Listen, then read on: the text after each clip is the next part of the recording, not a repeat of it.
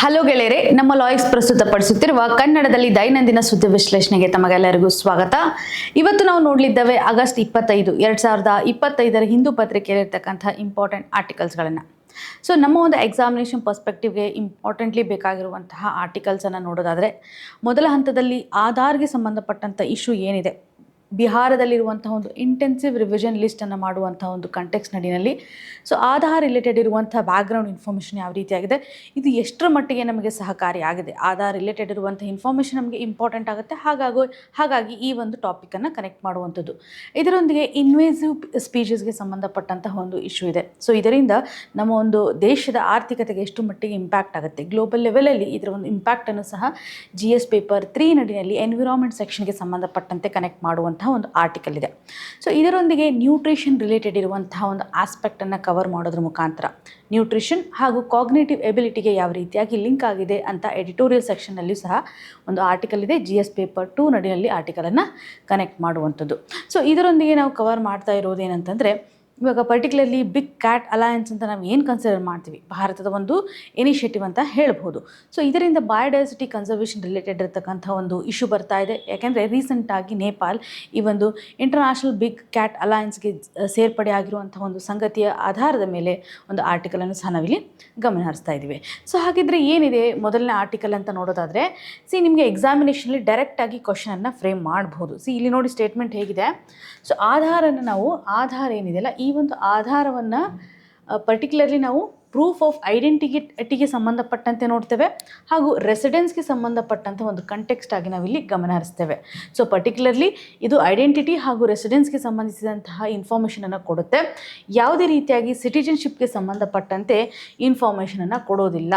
So ಒಂದು ದೇಶದ ನಾಗರಿಕತ್ವವನ್ನು decide ಮಾಡೋದ್ರಲ್ಲಿ ಈ ಒಂದು ಆಧಾರ್ ಸಹಾಯ ಆಗಿಲ್ಲ. ದೇಶ ಅಂದರೆ ನಮ್ಮ ಭಾರತಕ್ಕೆ ಸಂಬಂಧಪಟ್ಟಂತೆ ಇಲ್ಲಿ ಅಡ್ರೆಸ್ ಮಾಡ್ತಾ ಇದ್ದಾರೆ.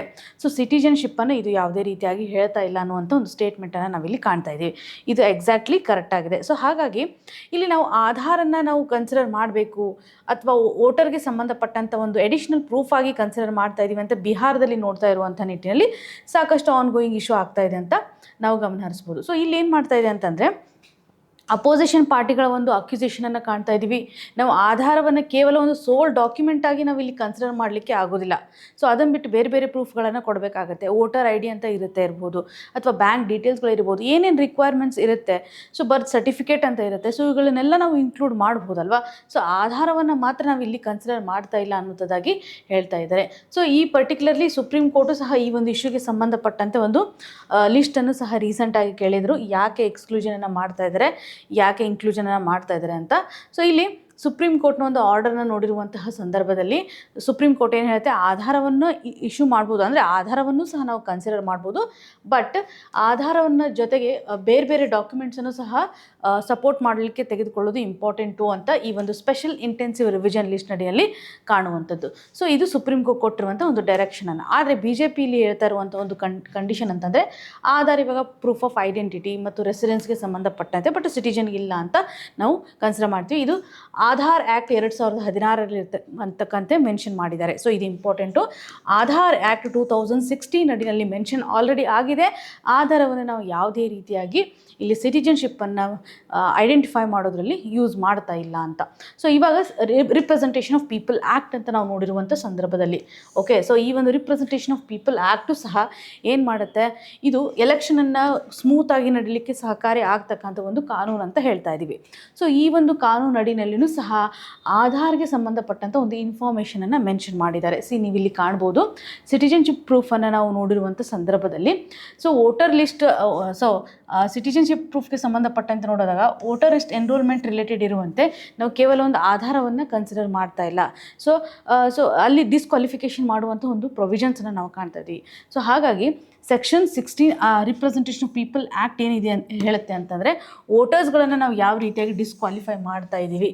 ಸೊ ಇಂಡಿಯನ್ ಸಿಟಿಜನ್ಶಿಪ್ಪಲ್ಲಿ ಇಲ್ಲ ಅಂತ ನಾವು ಡಿಕ್ಲೇರನ್ನು ತೆಗೆದುಕೊಂಡು ಅಂಥ ಸಂದರ್ಭದಲ್ಲಿ, ಅಥವಾ ನಾಗರಿಕತ್ವಕ್ಕೆ ಸಂಬಂಧಪಟ್ಟಂತಹ ಯಾವುದೇ ಆಧಾರವನ್ನು ಅವರು ಕೊಡ್ತಾ ಇಲ್ಲ ಅಂತಂದರೆ, ಅವರನ್ನು ಆಟೋಮೆಟಿಕಲಿ ವೋಟರ್ ಲಿಸ್ಟಿಂದ, ವೋಟರ್ ರೋಲಿಂದ ತೆಗೆದು ಹಾಕುವಂಥ ಒಂದು ಅಧಿಕಾರವನ್ನು section 16 representation of people act ನಡಿಯಲ್ಲಿ ನಾವು ಕಾಣ್ತಾ ಇದ್ದೀವಿ. ಸೊ ಇದು ಏನಂತಂದರೆ, ಡಿಸ್ಕ್ವಾಲಿಫಿಕೇಷನ್ ಮಾಡುವಂಥ ಉದ್ದೇಶ ಪರ್ಟಿಕ್ಯುಲರ್ಲಿ ಕರಪ್ಟ್ ಪ್ರಾಕ್ಟೀಸಸನ್ನು ಕಡಿಮೆ ಮಾಡಬೇಕು ಅನ್ನುವಂಥದ್ದನ್ನು ನಾವಿಲ್ಲಿ ಕಾಣ್ಬೋದು. ಅಂದರೆ ರಿಪ್ರೆಸೆಂಟೇಷನ್ ಆಫ್ ಪೀಪಲ್ ಆ್ಯಕ್ಟ್ ನಡಿನಲ್ಲಿರ್ತಕ್ಕಂಥ ಒಂದು ಪ್ರೊವಿಷನ್ ನಾವು ಕಾಣ್ತಾ ಇದ್ದೀವಿ. ಸೊ ಅಗೇನ್ ಸುಪ್ರೀಂ ಕೋರ್ಟ್ ಸಹ ಒಂದು ಕ್ಲಾರಿಫಿಕೇಷನನ್ನು ಕೊಡ್ತಾ ಇದೆ. ಈ ಒಂದು ಸಿಟಿಜನ್ಶಿಪ್ಗೆ ಸಂಬಂಧಪಟ್ಟಂತೆ ಆಧಾರವನ್ನು ನಾವು ಲೀಗಲ್ ಪ್ರೂಫ್ ಆಗಿ ಕನ್ಸಿಡರ್ ಮಾಡ್ತಾ ಇಲ್ಲ ಅಂತ ಕಾಣ್ತಾ ಇದ್ವಿ. ಸೊ ಇಲ್ಲಿ ಸರಿಸುಮಾರು 1.3% ಜನ ಆಬ್ಜೆಕ್ಷನ್ಸನ್ನು ಮಾಡಿದ್ದಾರೆ ಅನ್ನುವಂಥದ್ದಾಗಿ ಸಹ ಅಪ್ಡೇಟನ್ನು ಆರ್ಟಿಕಲ್ನಲ್ಲಿ ಕಾಣ್ತಾ ಇದ್ದೀವಿ. ಸೊ ಇನ್ನು ಹಿನ್ನೆಲೆಯಲ್ಲಿ ನೋಡಿದಾಗ ಇಲ್ಲಿ ಪುಟ್ಟಸ್ವಾಮಿ ಕೇಸ್ ಅಂತ ನಾವು ಏನು ಕನ್ಸಿಡರ್ ಮಾಡ್ತೀವಿ, ಪುಟ್ಟಸ್ವಾಮಿ ಕೇಸು ಆರ್ಟಿಕಲ್ 21 ಎತ್ತಿ ಹಿಡಿಯುತ್ತೆ. ಸೊ ಇದು ಆಧಾರ್ಗೆ ಸಂಬಂಧಪಟ್ಟಂಥ ಒಂದು ಕ್ವಶನ್ ಬಂದಾಗ ಇಲ್ಲಿ ನಾವು ಕಾಣ್ತಾ ಇದ್ದೀವಿ. ಸೊ ಹಾಗಾಗಿ ರೈಟ್ ಟು ಪ್ರೈವೇಸಿಯನ್ನು ಫಂಡಮೆಂಟಲ್ ರೈಟ್ಸ್ ಅಂತ ಆರ್ಟಿಕಲ್ 21 ಹೇಳಿರುವಂಥ ಒಂದು ಪುಟ್ಟಸ್ವಾಮಿ ಕೇಸ್ ಏನಿದೆ 2017 ಇದು ಆಧಾರ್ಗೆ ಸಂಬಂಧಪಟ್ಟಂಥ ಒಂದು ಇಶ್ಯೂನ ಅಡ್ರೆಸ್ ಮಾಡೋದ್ರಲ್ಲಿ ಮುಂದಾಗಿದೆ ಅಂತ ಹೇಳ್ತಾ ಇದ್ದೀವಿ. ಈವನ್ ಆಧಾರ್ಗೆ ಸಂಬಂಧಿಸಿದಂತೆ 2018 ಒಂದು ವರ್ಡಿಕ್ಟನ್ನು ನಾವು ಕಾಣ್ತಾ ಇದ್ದೀವಿ. ಸೊ ಈ ಒಂದು ವರ್ಡಿಕ್ಟ್ ನಡಿನಲ್ಲಿ ನೋಡಿದಾಗ ಆಧಾರಕ್ಕೆ ಒಂದು ಲಿಮಿಟೇಷನ್ಸ್ ಇದೆ ಅಂತ ಕೊಡ್ತಾರೆ. 2018 ಒಂದು ವರ್ಡಿಕ್ಟ್ ಹೇಳೋ ಪ್ರಕಾರ ಆಧಾರಕ್ಕೆ ಇರುವಂಥ ಒಂದು ಲಿಮಿಟೇಷನ್ಸನ್ನು ಕೊಡ್ತಾ ಇದ್ದಾರೆ. ಸೊ ಈಗ ವೆಲ್ಫೇರ್ ಸ್ಕೀಮ್ಸ್ಗಳನ್ನು ಯೂಸ್ ಮಾಡುವಂಥ ಸಂದರ್ಭದಲ್ಲಿ, ಸಬ್ಸಿಡೀಸನ್ನು ಯೂಸ್ ಮಾಡ್ತಕ್ಕಂಥ ಸಂದರ್ಭದಲ್ಲಿ ಸಪೋರ್ಟನ್ನು ಮಾಡುತ್ತೆ. ಆದರೆ ಇವಾಗ ಬ್ಯಾಂಕ್ ಅಕೌಂಟ್ಸ್ ಆಗಿರಬಹುದು ಅಥವಾ ಮೊಬೈಲ್ ಸಿಮ್ ಕಾರ್ಡನ್ನು ತೆಗೆದುಕೊಳ್ಳುವಂಥ ಒಂದು ಸಂದರ್ಭ ಆಗಿರ್ಬೋದು, ಶಾಲೆಗಳಿಗೆ ಅಡ್ಮಿಷನ್ ಮಾಡ್ತಕ್ಕಂಥ ಸಂದರ್ಭಗಳಾಗಿರ್ಬೋದು, ಈವನ್ ನೀಟ್, UGC, CBSE ಎಕ್ಸಾಮ್ಸನ್ನು ಬರೆಯುವಂಥ ಸಂದರ್ಭದಲ್ಲಿ ನೀವು ನೋಡ್ಬೋದು ಆಧಾರನ ನಾವು ಮ್ಯಾಂಡೇಟರಿ ಆಗಿ ಕನ್ಸಿಡರ್ ಮಾಡೋದಿಲ್ಲ ಅಂತ 2018 ಒಂದು ವರ್ಡಿಕ್ಟ್ ಹೇಳುತ್ತೆ.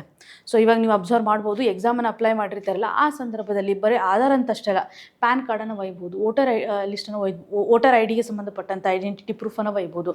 ಸೊ ಈ ರೀತಿಯಾಗಿ ಬೇರೆ ಬೇರೆ ನಾವು ಪ್ರೂಫನ್ನು ತೋರಿಸಲಿಕ್ಕೆ, ನಮ್ಮ ಒಂದು ಐಡೆಂಟಿಟಿ ಪ್ರೂಫನ್ನು ತೋರಿಸಲಿಕ್ಕೆ ಡಾಕ್ಯುಮೆಂಟೇಷನನ್ನು ಕೊಡಲಿಕ್ಕೆ ಸಾಧ್ಯತೆ ಇದೆ. ಆಧಾರವನ್ನು ನಾವು ಮ್ಯಾಂಡೇಟರಿಯಾಗಿ ಗಮನ ಹರಿಸ್ತಾ ಇಲ್ಲ ಅಂತ ನಾವಿಲ್ಲಿ ಕಾಣ್ಬೋದು. ಸೊ ಇದರಿಂದ ಆಧಾರಿಂದ ಆಗ್ತಾರಂತಕ್ಕಂಥ ಇಶ್ಯೂಗಳನ್ನು ಸಹ ಇಲ್ಲಿ ಅಡ್ರೆಸ್ ಮಾಡಲಿಕ್ಕೆ, ಈಗ ಪ್ರೈವೇಟ್ ಕಂಪ್ನಿನಾಗ ಏನಾದ್ರು ವರ್ಕ್ ಮಾಡೋಕೆ ನೀವು ಆಧಾರ್ ಕಂಪಲ್ಸರಿ ಕೊಡಲೇಬೇಕು ಅಂತ ನಿಮ್ಮ ಹತ್ರ ಅವರು ಡಿಮ್ಯಾಂಡ್ ಮಾಡೋಂಗಿಲ್ಲ. ಸೊ ಇದನ್ನು ಸಹ ಈ ಒಂದು 2018 ವರ್ಡಿಕ್ಟ್ನಲ್ಲಿ ಪ್ರೊಹಿಬಿಟ್ ಮಾಡಲಾಗಿದೆ ಅಂತ ನಾವು ಗಮನ ಹರಿಸುವಂಥದ್ದು. ಸೊ ಇದರ ಒಂದು ಬೆನಿಫಿಟ್ ಯಾವ ರೀತಿಯಾಗಿದೆ, ಆಧಾರ್ ಇದ್ದಿರುವಂಥ ಸಂದರ್ಭದಲ್ಲಿ ಈ ಒಂದು ಜಾಮ್ ಅಂತಕ್ಕಂಥದ್ದು ಅಥವಾ ಟ್ರಿನಿಟಿ ಅಂತಕ್ಕಂಥ ಒಂದು ಕನ್ಸಿಡರೇಷನ್ ಅಥವಾ ಒಂದು ಸ್ಕೀಮನ್ನು ಜಾರಿಗೆ ತಂದಿತ್ತು ಸರ್ಕಾರ.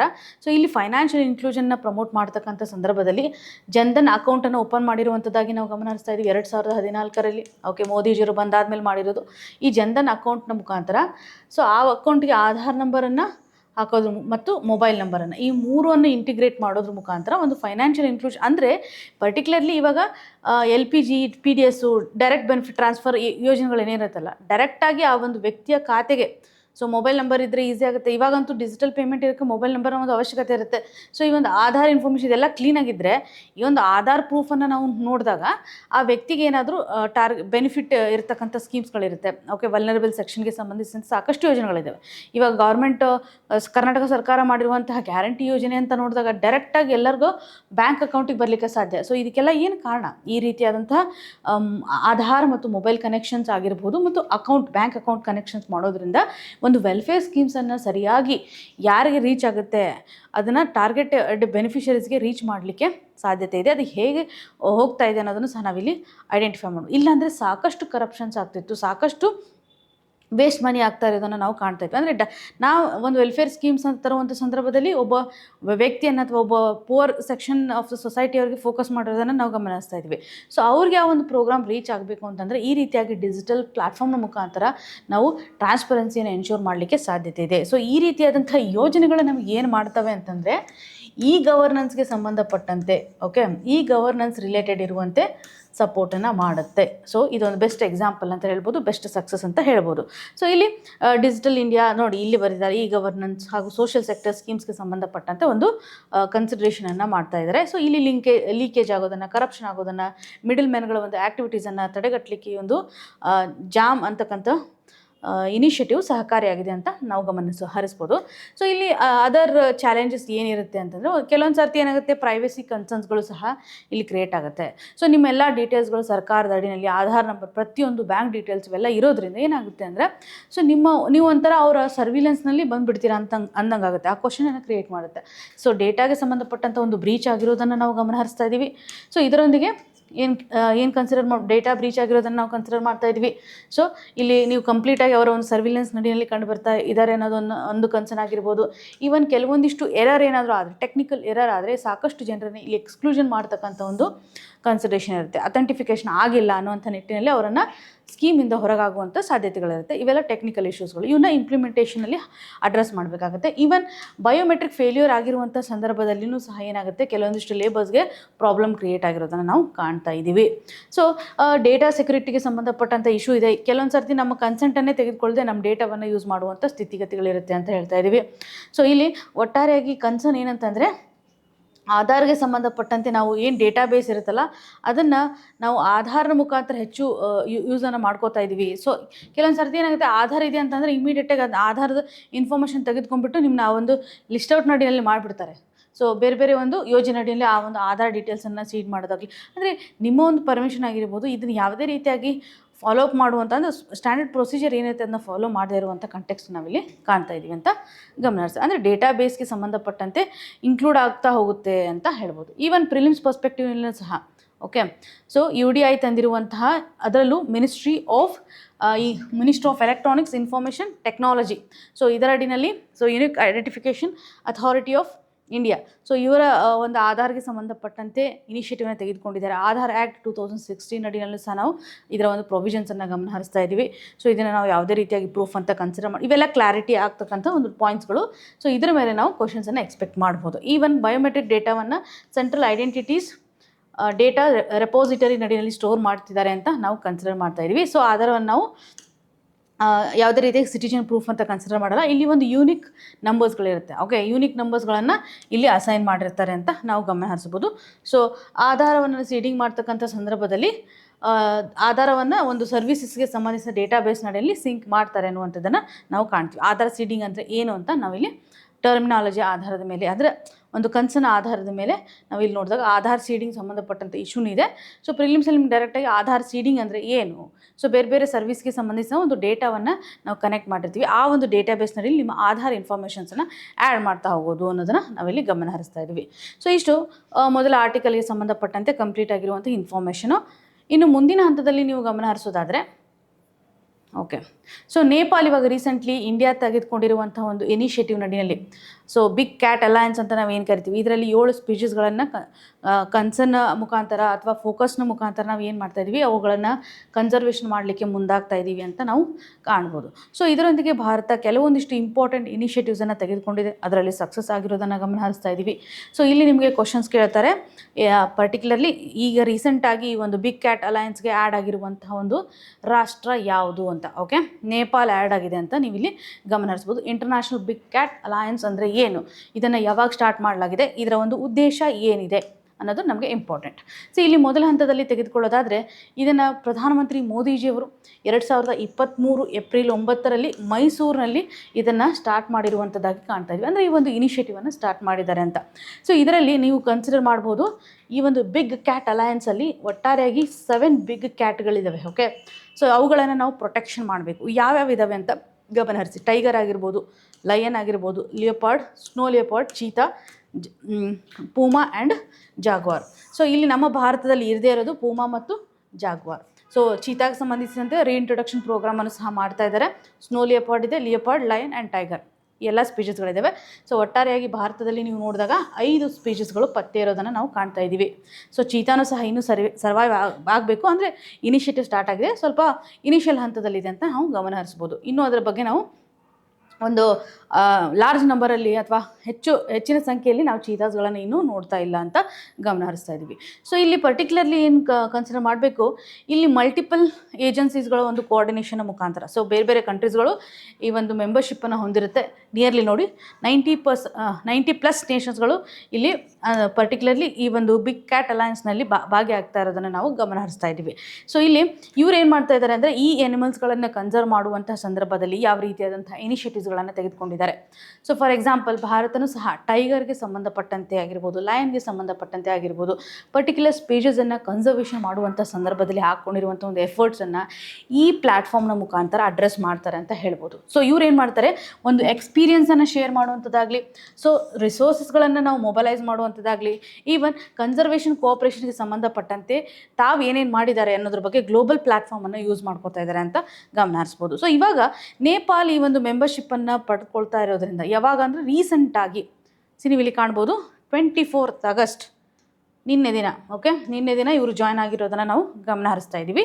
ಸೊ ಇಲ್ಲಿ ನೇಪಾಳದಲ್ಲಿರುವಂಥ ಸ್ಪೀಷೀಸ್ ಟೈಗರ್ ಇದೆ, ಸ್ನೋ ಲಿಯೋಪಾರ್ಡ್ ಇದೆ, ಸೊ ಕಾಮನ್ ಲಿಯೋಪಾರ್ಡ್ ಅಂತ ನಾವು ಗಮನ ಹರಿಸ್ತೀವಿ. ಸೊ ಇವುಗಳ ಒಂದು ಕನ್ಸರ್ವೇಷನ್ಗೂ ಸಹ ಅವರಿಗೆ ಸಹಕಾರಿಯಾಗುತ್ತೆ ಅಂತ ನಾವು ಕಾಣ್ಬೋದು. ಈವನ್ ಟ್ರಾನ್ಸ್ ಬೌಂಡರಿ ಕನ್ಸರ್ವೇಷನ್ಗೆ ಸಂಬಂಧಪಟ್ಟಂತೆ ನಾವು ಬಾರ್ಡರನ್ನು ಶೇರ್ ಮಾಡ್ತಾ ಇರೋದ್ರಿಂದ ಸೊ ಅಲ್ಲಿನೂ ಸಹ ಈ ಒಂದು ಎನಿಮಲ್ಸ್ಗಳ ಮೂವ್ಮೆಂಟ್ಗೆ ಸಂಬಂಧಿಸಿದಂತೆ ಭಾರತಕ್ಕೆ ಒಂದು ಬೆನಿಫಿಟನ್ನು ಇದು ಕ್ರಿಯೇಟ್ ಮಾಡುತ್ತೆ ಅಂತ ಕೇಳ್ಬೋದು. ಎಸ್ಪೆಷಲಿ ನಾವು ನೋಡಿದಾಗ ಟೈಗರ್ಸ್ ಇನ್ ತೆರಾಯ್ ರೀಜನ್ ನಡಿನಲ್ಲಿ ಕನ್ಸಿಡರ್ ಮಾಡೋದಾಗಲಿ, ಸ್ನೋ ಲಿಯೋಪಾರ್ಡ್ಗೆ ಸಂಬಂಧಪಟ್ಟಂತೆ ಒಂದು ಕನ್ಸಿಡ್ರೇಷನ್ ಅಂತ ಕಾಣ್ತಾ ಇದ್ದೀವಿ. ಸೊ ಇಂಡಿಯಾದ ಒಂದು ಎಕ್ಸ್ಪೀರಿಯನ್ಸ್ ಅಂತಂದರೆ ಇವಾಗ ಪರ್ಟಿಕ್ಯುಲರ್ಲಿ ಇಂಡಿಯಾದ ಎಕ್ಸ್ಪೀರಿಯನ್ಸು ಪ್ರಾಜೆಕ್ಟ್ ಟೈಗರ್ ಅಂತ ನಾನು ಏನು ಹೇಳಿದೆ, ಸೊ ಇದು ಒಂದು ಸಕ್ಸಸ್ಫುಲ್ ಪ್ರಾಜೆಕ್ಟ್ ಅಂತ ಹೇಳ್ಬೋದು. ಏಷ್ಯಾಟಿಕ್ ಲೈನ್ ಕನ್ಸರ್ವೇಷನ್ಗೆ ಸಂಬಂಧಪಟ್ಟಂತೆ ಗಿರ್ ಫಾರೆಸ್ಟ್ನಲ್ಲಿ ನಾವು ಸೇವಿಂಗನ್ನು ಮಾಡ್ತಾ ಇದ್ದೀವಿ ಅನ್ನೋಂಥದ್ದಾಗಲಿ. So even snow leopard related ಇರುವಂಥ ಒಂದು ಕನ್ಸರ್ವೇಷನ್ ಪ್ರೋಗ್ರಾಮ್, ಇದು ಸೆಕ್ಯೂರ್ ಪ್ರೋಗ್ರಾಮ್, ಹಿಮಾಲಯನ್ ಸೆಕ್ಯೂರ್ ಏನಿದೆಲ್ಲ ಇದು ಇಂಪಾರ್ಟೆಂಟ್. ಸೆಕ್ಯೂರ್ ಹಿಮಾಲಯ ಪ್ರೋಗ್ರಾಮನ್ನು ನಾವು ಸ್ನೋ ಲಿಯೋಪಾರ್ಡ್ಗೆ ಮಾಡಿರುವಂಥದ್ದಾಗಲಿ. ಈವನ್ ಪ್ರಾಜೆಕ್ಟ್ ಚೀತಾಗೆ ಸಂಬಂಧಪಟ್ಟಂತೆ ನಮೀಬಿಯಾ ಹಾಗೂ ಸೌತ್ ಆಫ್ರಿಕಾದಿಂದ ನಾವು ರೀಇಂಟ್ರೊಡ್ಯೂಸ್ ಮಾಡ್ತಾ ಇರುವಂಥ ಒಂದು ಇನಿಷಿಯೇಟಿವನ್ನು ತೆಗೆದುಕೊಂಡಿದ್ವಿ. ಇದು ಭಾರತದ ಒಂದು ಎಫರ್ಟ್ಸ್ ಅಥವಾ ಈ ಒಂದು ಬಿಗ್ ಕ್ಯಾಟ್ ಸ್ಪೀಷೀಸ್ಗೆ ಸಂಬಂಧಪಟ್ಟಂತೆ 7 ಸ್ಪೀಷೀಸ್ಗೆ ಸಂಬಂಧಪಟ್ಟಂಥ ಒಂದು ಇನಿಷಿಯೇಟಿವ್ ಅಂತ ತೆಗೆದುಕೊಳ್ಬೋದು. ಅಂದರೆ ಭಾರತ ಏನು ಎಕ್ಸ್ಪೀರಿಯನ್ಸ್ ಮಾಡ್ತಾ ಇದೆ ಅಂತ ಇಲ್ಲಿ ಎಂಫಸಿಸ್ ಮಾಡ್ತಾ ಇದ್ದಾರೆ. ರೀಸೆಂಟಾಗಿ ಇನ್ಕ್ಲೂಡ್ ಆಗಿರುವಂತಹ ನೇಪಾಳ ನಮಗೆ ಇಂಪಾರ್ಟೆಂಟು. ಸೊ 2023ರಲ್ಲಿ ಇದನ್ನು ಸ್ಟಾರ್ಟ್ ಮಾಡಿದ್ದಾರೆ. ಭಾರತದ ಒಂದು ಕಾಂಟ್ರಿಬ್ಯೂಷನನ್ನು ಬಯೋಡೈವರ್ಸಿಟಿ ಕನ್ಸರ್ವೇಷನ್ಗೆ ಸಂಬಂಧಪಟ್ಟಂತೆ ಭಾರತದ ಎಫರ್ಟ್ಸ್ ಇದು ಸೊ ಬಿಗ್ಗೆಸ್ಟ್ ಕಾಂಟ್ರಿಬ್ಯೂಷನ್ ಅಂತ ಹೇಳ್ಬೋದು. ಸೊ ಹಾಗಾಗಿ ಬಯೋಡೈವರ್ಸಿಟಿ ರಿಲೇಟೆಡ್ ಇರುವಂಥ ಗ್ಲೋಬಲ್ ಪ್ಲ್ಯಾಟ್ಫಾರ್ಮನ್ನು ಭಾರತ ಎಷ್ಟರ ಮಟ್ಟಿಗೆ ಎಫೆಕ್ಟಿವ್ ಆಗಿ ಯೂಸ್ ಮಾಡ್ತಾ ಇದೆ ಅನ್ನೋದನ್ನು ಗಮನಿಸ್ಬೋದು. ನಿಯರ್ಲಿ 90+ ಕಂಟ್ರೀಸ್ಗಳು ಇದರ ಒಂದು ಭಾಗಿಯಾಗಿದೆ ಅನ್ನೋದು ನಮಗೆ ಕ್ಲಿಯರಾಗಿ ಗೊತ್ತಿರಬೇಕು. ಸೊ ಇನ್ನು ಮುಂದಿನ ಹಂತದಲ್ಲಿ ನೋಡೋದಾದರೆ is India under estimating the cost of dealing with invasive species ಅಂತ ನಾವು ಗಮನ ಹರಿಸ್ಬೋದು. ಪರ್ಟಿಕ್ಯುಲರ್ಲಿ ಇವಾಗ ಇನ್ವೇಸಿವ್ ಸ್ಪೀಷೀಸ್ ಅಂತ ನಾವು ನೋಡಿದಾಗ ಇನ್ವೇಸಿವ್ ಸ್ಪೀಷೀಸ್ ಅಂತ ಕನ್ಸಿಡರ್ ಮಾಡುವಂತಹ ಸಂದರ್ಭದಲ್ಲಿ ನಾವು ಯಾವ ರೀತಿಯಾಗಿ ಇನ್ವೇಸಿವ್ ಸ್ಪೀಷೀಸ್ಗಳಿದ್ದಾವೆ ಪರ್ಟಿಕ್ಯುಲರ್ಲಿ ಇವಾಗ ನೋಡೋದಾದರೆ ಇವಾಗ ಲ್ಯಾಂಟೆನಾ ಕೆಮರಾ ಅಂತ ಕರಿತೀವಿ. ಅಂದರೆ ಬೇರೆ ಒಂದು ರಾಷ್ಟ್ರದಲ್ಲಿ ಬೆಳೀತಾ ಇರುವಂತಹ ಸ್ಪೀಷೀಸ್ಗಳು. ಫಾರ್ ಎಕ್ಸಾಂಪಲ್ ಇವಾಗ ಇನ್ವೇಸಿವ್ ಸ್ಪೀಷೀಸ್ ನಡಿಯಲ್ಲಿ ಪ್ಲಾಂಟ್ಸ್ ಆಗಿರ್ಬೋದು ಅಥವಾ ಎನಿಮಲ್ಸ್ ಆಗಿರ್ಬೋದು ಸ್ಪೀಷೀಸ್ಗಳನ್ನು ಕನ್ಸಿಡರ್ ಮಾಡುವಾಗ ಫಾರ್ ಎಕ್ಸಾಂಪಲ್ ಇನ್ವೇಸಿವ್ ಸ್ಪೀಷೀಸ್ಗಳು ಒಂದು ಇಂಪಾರ್ಟೆಂಟ್ಲಿ ನೋಡೋದಾದರೆ ಇಲ್ಲಿ ನೀವು ಕಾಣ್ಬೋದು ಇನ್ವೇಸಿವ್ ಸ್ಪೀಷೀಸ್ಗೆ ಸಂಬಂಧಪಟ್ಟಂತೆ ಲಯನ್ ಫಿಶ್ ಅಂತ ನಾವು ಅಂದರೆ ಪರ್ಟಿಕ್ಯುಲರ್ಲಿ ನಾವು ನೋಡ್ತಾ ಇರುವಂಥ ಒಂದು ಆ್ಯನಿಮಲ್ ಸ್ಪೀಷೀಸ್ಗಳನ್ನು ನೋಡೋದಾದರೆ ಇಲ್ಲಿ ನೀವು ಗಮನ ಹರಿಸ್ಬೋದು. ಲಯನ್ ಫಿಶ್ ಆಗಿರ್ಬೋದು ಅಥವಾ ಎಮರಾಲ್ಡ್ ಆ್ಯಶ್ ಬೋರರ್ ಅಂತ ಕರಿತೀವಿ, ಝೀಬ್ರಾ ಮಸಲ್ ಮತ್ತು ಕುಡ್ಸು ಅಂತಕ್ಕಂಥ ಈ ಎಲ್ಲ ಪ್ಲ್ಯಾಂಟ್ ಸ್ಪೀಷೀಸ್ ಇದು. ಸೊ ಈ ಸ್ಪೀಷೀಸ್ಗಳನ್ನು ನೋಡಿದಾಗ ಇವು ಏನಂತಂದರೆ ಒಂದು ಏರಿಯಾದಲ್ಲಿ ಪ್ರೆಸೆಂಟ್ ಇರೋದಿಲ್ಲ. ಅಂದರೆ ಬೇರೆ ಒಂದು ಏರಿಯಾದಲ್ಲಿ ಅವರು ಫ್ಲರಿಶ್ ಆಗಿರ್ತವೆ. ಸೊ ಅಲ್ಲಿ ಅವುಗಳ ಒಂದು ವಾಸವನ್ನು ಕಾಣ್ಬೋದು. ಈವನ್ ಪ್ಲ್ಯಾಂಟ್ ಸ್ಪೀಷೀಸ್ ಅಂತಲೇ ನಾವು ಗಮನಿಸ್ಕೊಳ್ತಕ್ಕಂಥ ಸಂದರ್ಭದಲ್ಲಿ ಸೊ ಇವಾಗ ಏನಾಗುತ್ತೆ ಅಂದರೆ ಒಂದು ಏರಿಯಾ ಬಿಟ್ಟು ಇನ್ನೊಂದು ಏರಿಯಾಗೆ ಹೋಗ್ಬಿಟ್ಟು ಅಲ್ಲಿ ರಿಯಲ್ ಲೊಕ್ಯಾಲಿಟಿನಲ್ಲಿ ಇರ್ತಕ್ಕಂಥ ಒಂದು ಬಯೋಡೈವರ್ಸಿಟಿಯನ್ನು ಥ್ರೆಟ್ ಮಾಡ್ತಕ್ಕಂಥ ಒಂದು ಕಾರ್ಯವನ್ನು ಮಾಡುತ್ತೆ.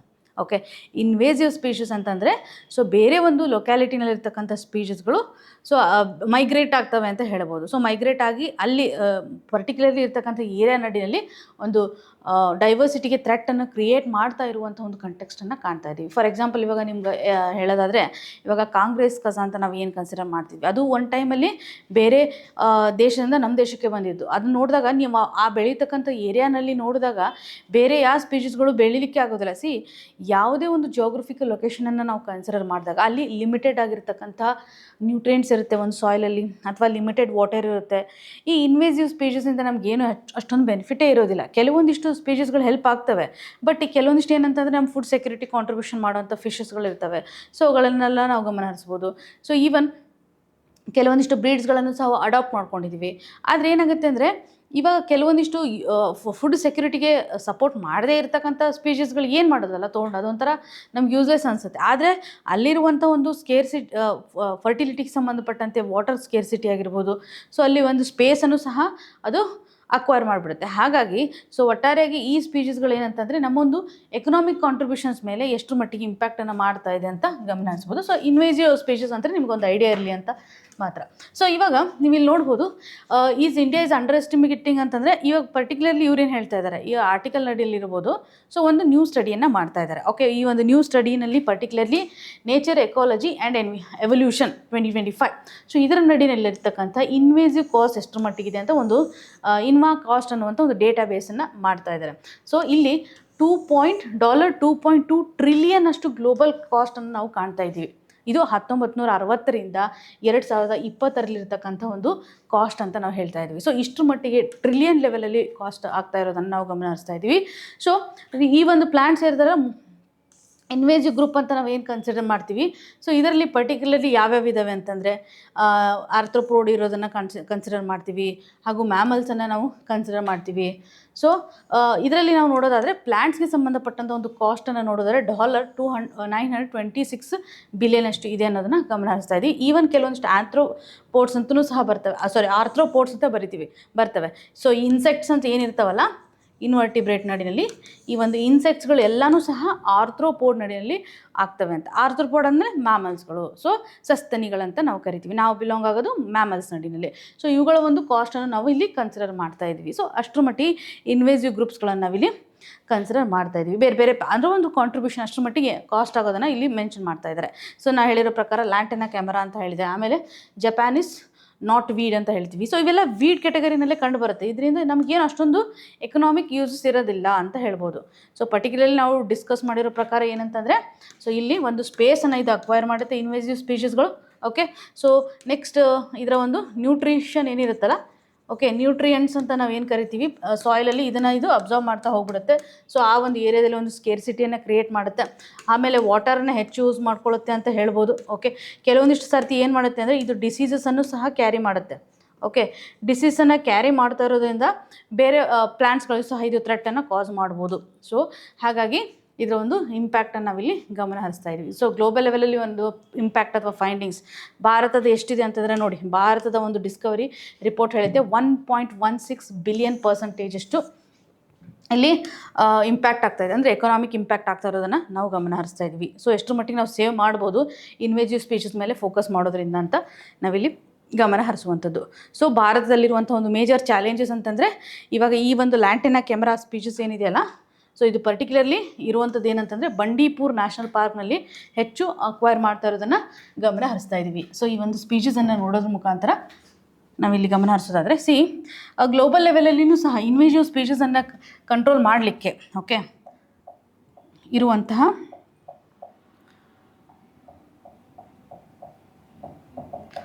ಪರ್ಟಿಕ್ಯುಲರ್ಲಿ ಇದು ನೋಡೋದಾದರೆ ನೀವು ಇಲ್ಲಿ ಗಮನ ಹರಿಸ್ಬೋದು. ಈ ಒಂದು ಸ್ಪೀಷೀಸ್ ನಾರ್ಮಲಿ ನೋಡಿರ್ತೀರ ನೀವು.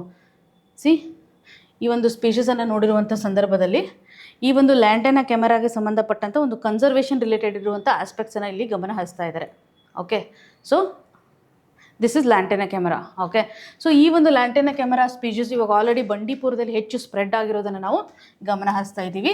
ಸೊ ಇಲ್ಲಿ ಪರ್ಟಿಕ್ಯುಲರ್ಲಿ ನೋಡೋದಾದರೆ ಒಂದು ಗ್ಯಾಪ್ ಇದೆ, ಅಂದರೆ ನಾವು ಡೇಟಾವನ್ನು ಕಲೆಕ್ಟ್ ಮಾಡಿಲ್ಲ ಸರಿಯಾಗಿ, ಎಷ್ಟು ಮಟ್ಟಿಗೆ ಇದು ಇಂಪ್ಯಾಕ್ಟನ್ನು ಮಾಡ್ತಾ ಇದೆ. ಸೆಂಟ್ರಲೈಸ್ಡ್ ಲೆವೆಲಲ್ಲಿ ಒಂದು ಡೇಟಾನ ಎಫಿಷಿಯನ್ಸಿ ಇಲ್ಲ, ಅಂದರೆ ಇನ್ಎಫಿಷಿಯೆಂಟ್ ಕಂಡೀಷನನ್ನು ಗಮನ ಹರಿಸ್ತಾ ಇದ್ದೀವಿ. So even poor inter agency coordination ಅಂತ ಹೇಳ್ಬೋದು. ಸೊ ಈ ಒಂದು ಡೇಟಾಗಳು ಸರಿಯಾಗಿಲ್ಲ ಫಸ್ಟ್ ಆಫ್ ಆಲ್. ಆಮೇಲೆ ಈವನ್ ಎನ್ವಿರಾನ್ಮೆಂಟ್ ಮಿನಿಸ್ಟ್ರಿ ಆಗಿರ್ಬೋದು, ಅಥವಾ ಒಂದು ಎಕನಾಮಿಕ್ ಮಿನಿಸ್ಟ್ರಿ ಸಂಬಂಧಪಟ್ಟಂತೆ, ಅಥವಾ ಇದನ್ನೆಲ್ಲ ಏನು ಕರೆಕ್ಟಾಗಿ ಒಂದು ಮಿನಿಸ್ಟ್ರಿಗಳ ಕೋಆರ್ಡಿನೇಷನ್ ಅಥವಾ ಏಜೆನ್ಸೀಸ್ಗಳ ಒಂದು ಕೋಆರ್ಡಿನೇಷನ್ ಇರ್ಬೋದು. ಯಾಕಂದರೆ R&D ಅಥವಾ ರಿಸರ್ಚ್ ಸಂಬಂಧಪಟ್ಟಂತೆ ಇರ್ತವೆ. ಆ ರಿಸರ್ಚ್ಗಳು ಇವಾಗ ಒಂದು ಮಿನಿಸ್ಟ್ರಿ ತೆಗೆದುಕೊಂಡಿರುತ್ತೆ ಇನಿಷಿಯೇಟಿವ್ಗೆ ಕೋಆರ್ಡಿನೇಷನ್ ಮಾಡಿದರೆ ಎಷ್ಟರ ಮಟ್ಟಿಗೆ ನಾವು ಇಂಪ್ಯಾಕ್ಟನ್ನು ತಡೆಗಟ್ಟಲಿಕ್ಕೆ ಸಾಧ್ಯತೆ ಇದೆ ಅಂತ ನೋಡ್ಬೋದು. ಸೊ ಫಂಡಿಂಗು ಸಹ ತುಂಬ ಲಿಮಿಟೆಡ್ ಇದೆ ಅನ್ನೋದನ್ನು ನಾವಿಲ್ಲಿ ಗಮನ ಹರಿಸ್ತಾ ಇದ್ವಿ. ಸೊ ಯಾವ ರೀತಿಯಾಗಿ ಮ್ಯಾನೇಜ್ ಮಾಡ್ಬೋದು, ಮ್ಯಾನೇಜ್ಮೆಂಟ್ ಸ್ಟ್ರಾಟಜಿಗೆ ಸಂಬಂಧಿಸಿದಂತೆ ನೋಡಿದಾಗ ಫಸ್ಟ್ ಇನ್ವೆಸಿವ್ ಸ್ಪೀಷೀಸನ್ನು ನಾವು ಬರದೇ ಇರ್ತಾರ ನೋಡ್ಕೋಬೇಕು. ಸೊ ಪ್ರಿವೆನ್ಷನನ್ನು ಮಾಡಬೇಕು. ಅದಾದ ಮೇಲೆ ಒಂದು ವೇಳೆ ಬಂದ್ರೂ ಸಹ ಅದನ್ನು ಇರಾಡಿಕೇಷನ್ ಮಾಡಲಿಕ್ಕೆ ಮುಂದಾಗಬೇಕು. ಸೊ ಅವುಗಳ ಒಂದು ಗ್ರೋತನ್ನು ನಾವು ಸಪ್ರೆಸ್ ಮಾಡಬೇಕು. ಕಂಟ್ರೋಲ್ ಮಾಡಲಿಕ್ಕೆ ಏನಾದರೂ ಬೇರೆ ಬೇರೆ ವಿಡಿಸೈಡ್ ಈ ರೀತಿಯಾಗಿದೆ ಅನ್ನೋದನ್ನು ಐಡೆಂಟಿಫೈ ಮಾಡುವಂಥದ್ದಾಗಲಿ. ಸೊ ಕಂಟೈನ್ಮೆಂಟನ್ನು ನಾವು ತರಲಿಕ್ಕೆ ಸಾಧ್ಯತೆ ಇದೆ ಅನ್ನೋದನ್ನು ಕಾಣ್ಬೋದು. ಅಂದರೆ ಒಂದು ಕಂಟ್ರೋಲ್ ಕಂಡೀಷನನ್ನು ಅಥವಾ ಅವುಗಳ ಒಂದು ಸ್ಪೀಷೀಸನ್ನು ಕಂಟ್ರೋಲ್ ಮಾಡ್ಬೋದು ಅನ್ನೋದನ್ನು ನಾವು ಗಮನ ಹರಿಸ್ತಾ ಇದ್ದೀವಿ. ಸೊ ಇವಾಗ ಗ್ಲೋಬಲ್ ಲೆವೆಲಲ್ಲಿ CBD ಅಂತ ಏನು ಕರಿತೀವಿ, convention on biological diversity. So ಈ ಒಂದು ಡೈವರ್ಸಿಟಿನಲ್ಲಿ ಇನ್ವೇಸಿವ್ ಸ್ಪೀಷೀಸ್ ಅಥವಾ ಏಲಿಯನ್ ಸ್ಪೀಷೀಸ್ ಅಂತ ಏನು ಕರಿತೀವಿ, ಇವುಗಳನ್ನು ಕಂಟ್ರೋಲ್ ಮಾಡಲಿಕ್ಕೂ ಸಹ ಒಂದು ಪ್ರೊವಿಷನ್ಸನ್ನು ನಾವು ಗಮನ ಹರಿಸ್ತಾ ಇದ್ವಿ. ಈ ಒಂದು CBDಗೆ ಯಾರು ಮೆಂಬರ್ ಕಂಟ್ರೀಸ್ಗಳು ಇರ್ತಾರಲ್ಲ, ಸೊ ಅವರು ಈ ಒಂದು ಇನ್ವೇಸಿವ್ ಸ್ಪೀಷೀಸ್ ಅಥವಾ ಏಲಿಯನ್ ಸ್ಪೀಷೀಸನ್ನು ಕಂಟ್ರೋಲ್ ಮಾಡಲಿಕ್ಕೆ ಮುಂದಾಗಬೇಕು ಅನ್ನೋದನ್ನು ಹೇಳ್ತಾ ಇದ್ದೀವಿ. Even ballast water management convention, so ಇದು ಇಂಪಾರ್ಟೆಂಟು. ಇದು ಅಕ್ವಾಟಿಕ್ ಇನ್ವೇಸಿವನ್ನು ತಡೆಗಟ್ಟಲಿಕ್ಕೆ ಮುಂದಾಗುವಂಥ ಒಂದು ಗ್ಲೋಬಲ್ ಲೆವೆಲ್ನ ಕನ್ವೆನ್ಷನ್ ಅನ್ನುವಂಥದ್ದಾಗಿ ಹೇಳ್ತಾ ಇದ್ದೀವಿ. ಸೊ ಪ್ರಿಲಿಮ್ಸಲ್ಲಿ ಈ ಕನ್ವೆನ್ಷನ್ಸ್ಗಳು ನಮಗೆ ಇಂಪಾರ್ಟೆಂಟು. ಸೊ ಇವಾಗ ನಾವು ಹೇಗೆ ಇರೆಡಿಕೇಷನ್ ಮಾಡಬೇಕು ಎಲ್ಲ ಇನ್ವೇಸಿವ್ ಸ್ಪೀಸೀಸ್ ಅನ್ನೋದ್ರ ಬಗ್ಗೆ ಒಂದು ಕೀ ಕನ್ಸರ್ನ್ ಆಗಿದೆ. ಯಾಕೆಂದರೆ ಇವಾಗ ಈ ಸ್ಪೀಸೀಸ್ಗಳು ಹೆಂಗೆ ಬರ್ತವೆ ಅಂತಂದರೆ ನೀವು ನೋಡ್ಬೋದು. ಸೊ ಇವಾಗ ಪ್ಲ್ಯಾಂಟ್ಸ್ಗಳು ಜನರಲಿ ಇವಾಗ ಪೋಲನ್ ಗ್ರೇನ್ಸ್ ಅಂತ ಏನು ಕರಿತೀವಿ, ಓಕೆ, ಈ ಒಂದು ಪೋಲನ್ ಗ್ರೇನ್ಸ್ಗಳು ಪ್ಲ್ಯಾಂಟಲ್ಲಿ ಇರ್ತಾವಲ್ಲ, ಸೊ ಈ ಒಂದು ಪೋಲನ್ ಗ್ರೇನ್ಸ್ಗಳು ಒಂದು ಪ್ಲೇಸಿಂದ ಇನ್ನೊಂದು ಪ್ಲೇಸಿಗೆ ಮೂವ್ ಆಗ್ತವೆ. ಓಕೆ, ಸಾಕಷ್ಟು ಮೀಡಿಯಾ ಮುಖಾಂತರ, ಫಾರ್ ಎಕ್ಸಾಂಪಲ್ ವಿಂಡ್ ಇನ್ಫ್ಲೂಯೆನ್ಸ್ಡ್ ಆಗಿರ್ಬೋದು, ಗಾಳಿಯ ಮುಖಾಂತರ ಹೋಗುತ್ತೆ ಅಂತ ಹೇಳ್ಬೋದು, ವಾಟರ್ ಮುಖಾಂತರ ಅದು ಮೂವ್ ಆಗೋದನ್ನು ಗಮನ ಹರಿಸ್ಬೋದು, ಈವನ್ ಹ್ಯೂಮನ್ ಮುಖಾಂತರ ಆಗಿರ್ಬೋದು, ಅಥವಾ ಬರ್ಡ್ಸ್ಗಳಂತ ನಾವೇನು ಕರಿತೀವಿ. ಅಂದರೆ ಈವನ್ ಎಲ್ಲ ಪ್ಲಾಂಟ್ಸ್ಗಳು, ಈಗ ಒಟ್ಟಾರೆಯಾಗಿ ನೀವೇನು ಹೇಳ್ಬೋದು, ಆ್ಯನಿಮಲ್ಸ್ಗಳ ಮುಖಾಂತರ ಮೂವ್ಮೆಂಟ್ ಆಗೋದನ್ನು ಗಮನ ಹರಿಸ್ತಾ ಇದ್ದೀವಿ. ಸೊ ಈ ಎಲ್ಲ ಪೋಲನ್ ಗ್ರೇನ್ಸ್ಗಳು ಬೇರೆ ಬೇರೆ ಏರಿಯಾಗೆ ಹೋಗ್ತವೆ. ಸೊ ನ್ಯಾಚುರಲ್ ಮೆಥಡ್ನ ಮುಖಾಂತರ, ಓಕೆ, ನ್ಯಾಚುರಲ್ ಆಗಿ ಹೋಗುವಂಥದ್ದನ್ನು ಕಾಣ್ತಾ ಇದ್ದೀವಿ ಬೇರೆ ಒಂದು ಪ್ರದೇಶದಿಂದ ಇನ್ನೊಂದು ಪ್ರದೇಶಕ್ಕೆ ಅಂತ ಹೇಳ್ಬೋದು. ಸೊ ಇಲ್ಲಿ ಟ್ರೇಡ್ ಮಾಡೋದ್ರ ಮುಖಾಂತರ, ಓಕೆ, ನಾವು ಟ್ರೇಡ್ ಮಾಡ್ತೀವಲ್ಲ ಬೇರೆ ದೇಶದೊಂದಿಗೆ, ಆವಾಗ ಪೋಲನ್ ಗ್ರೇನ್ಸ್ಗಳು ಬಂದಿರ್ಬೋದು, ಅಥವಾ ಕೆಲವೊಂದಿಷ್ಟು ಎಕ್ಸೋಟಿಕ್ ಪ್ಲಾಂಟ್ಸ್ ಅಂತ ಇಂಪೋರ್ಟ್ ಮಾಡ್ಕೋತಾರಲ್ಲ, ಸೊ ಆ ಒಂದು ಎಕ್ಸೋಟಿಕ್ ಪ್ಲಾಂಟ್ಗಳು ಸ್ಟಾರ್ಟಿಂಗ್ ಬಂದಾಗ ಒಂದು ಕಂಟ್ರೋಲ್ಡ್ ನಂಬರಲ್ಲಿ ಇರುತ್ತೆ, ಆಮೇಲೆ ಅನ್ಲಿಮಿಟೆಡ್ ಆಗುವಂಥ ಸಾಧ್ಯತೆ ಇರುತ್ತೆ. ಸೊ ಟ್ರೇಡ್ನ ಒಂದು ಇನ್ಫ್ಲುಯೆನ್ಸ್ ಆಗಿರ್ಬೋದು, ಟ್ರಾವೆಲಿಂಗ್ ಮಾಡುವಂಥ ಸಂದರ್ಭದಲ್ಲಿ ಗ್ಲೋಬಲೈಸೇಷನ್ ಎಲ್ಲ ಕಂಟೆಕ್ಸ್ನ ಆಧಾರದ ಮೇಲೆ ಇನ್ವೇಸಿವ್ ಸ್ಪೀಷೀಸ್ಗಳ ಮೂವ್ಮೆಂಟನ್ನು ಸಹ ನಾವು ಕಾಣ್ತಾ ಇದ್ದೀವಿ ಅಂತ ಗಮನ ಹರಿಸುವಂಥದ್ದು. ಸೊ ನಾವು ಸರಿಯಾದಂತಹ ಒಂದು ಡೇಟಾವನ್ನು ಇಟ್ಕೋಬೇಕು.